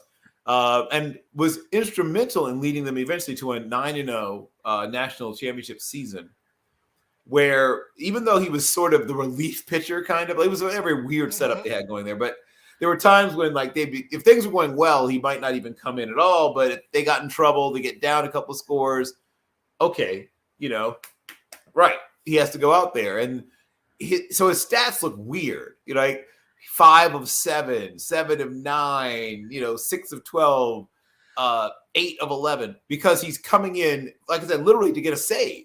I mean, so he has this very strange career at Michigan State, but he showed enough that NFL teams were at least interested. Now, some of the NFL teams were not interested in him as a quarterback, as you might have guessed, but at least one was. And I would like for people to at least remember the name. And in last year, about a year ago, the WPIAL, which, I mean, I could do 20 minutes, probably more, on the number of guys that have been great in the NFL. Of course, he just has to go to sleep, Bill. I know.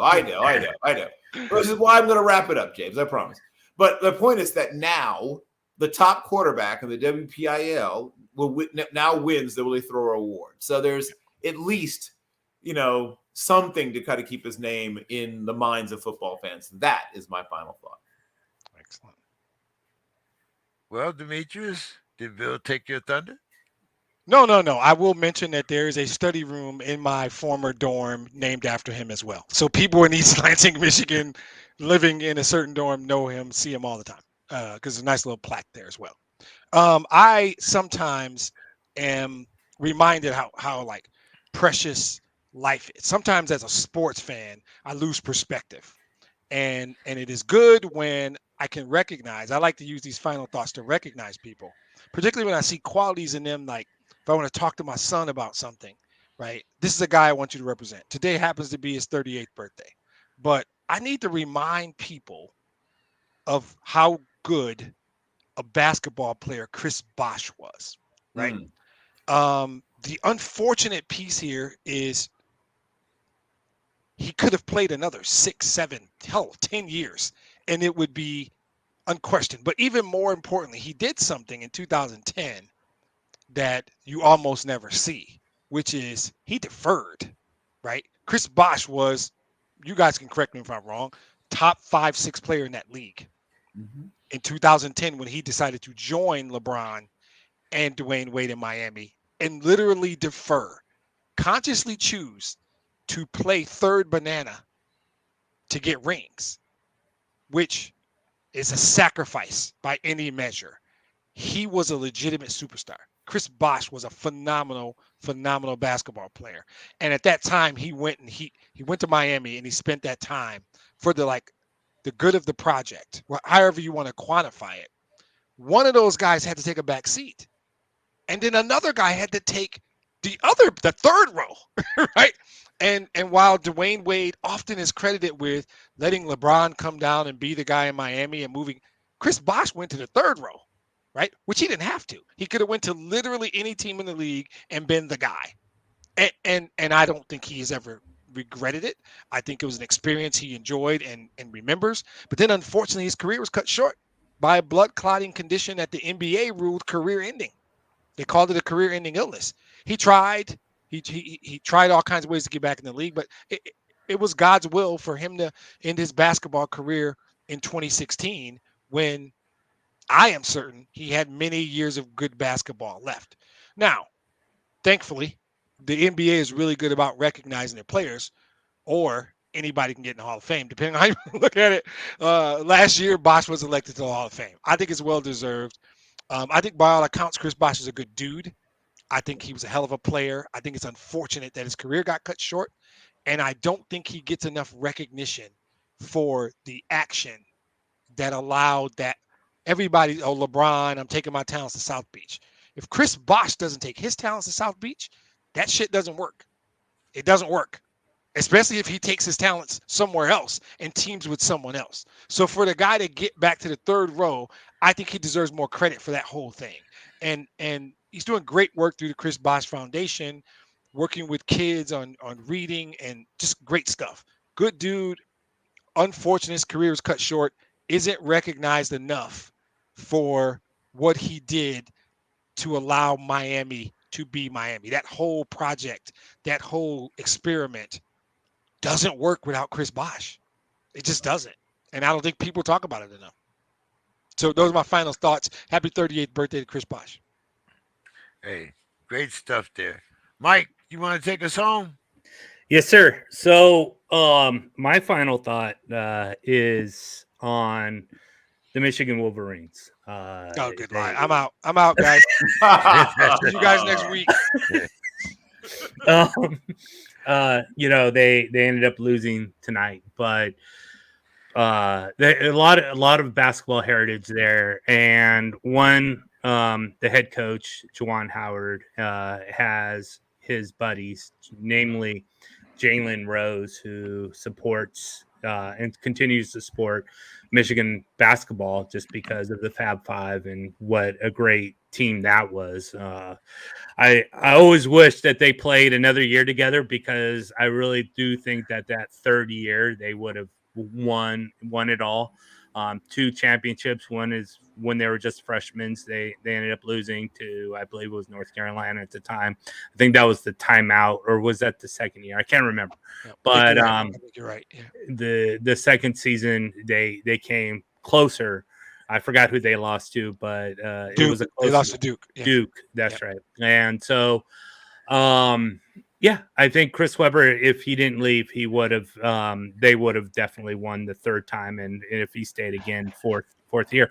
But my focus really on that team tonight is Jalen Rose. I recently saw the sports with Bryant Gumbel, and they talked about Jalen Rose and what he's doing for the state and schools of Michigan. And I was completely blown away what he's doing. There is in Detroit, Michigan, where there's just poverty everywhere. We know that the crime is high and all these things, but what he's done and what he started is this school for kids that he sort of brings in. And, I don't know how it works financially and all these other things, but he's built this school for for these troubled youth to actually be able to attend and get good education. And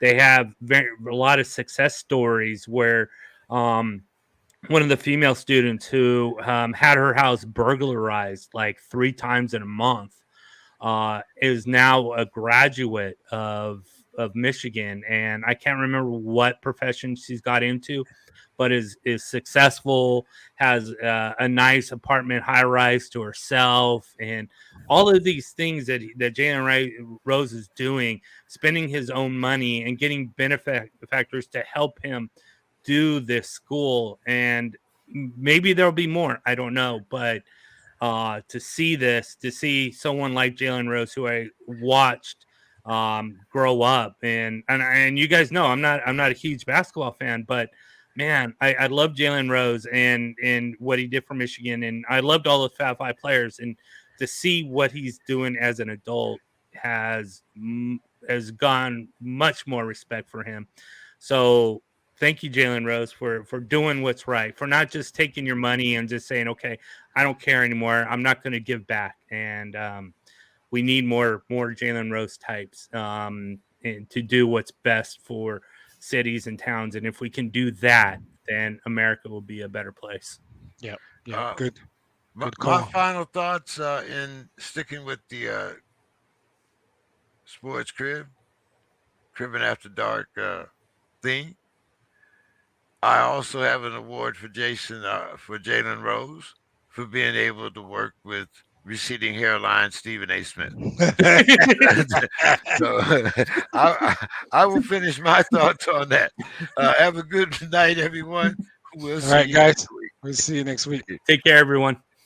All right.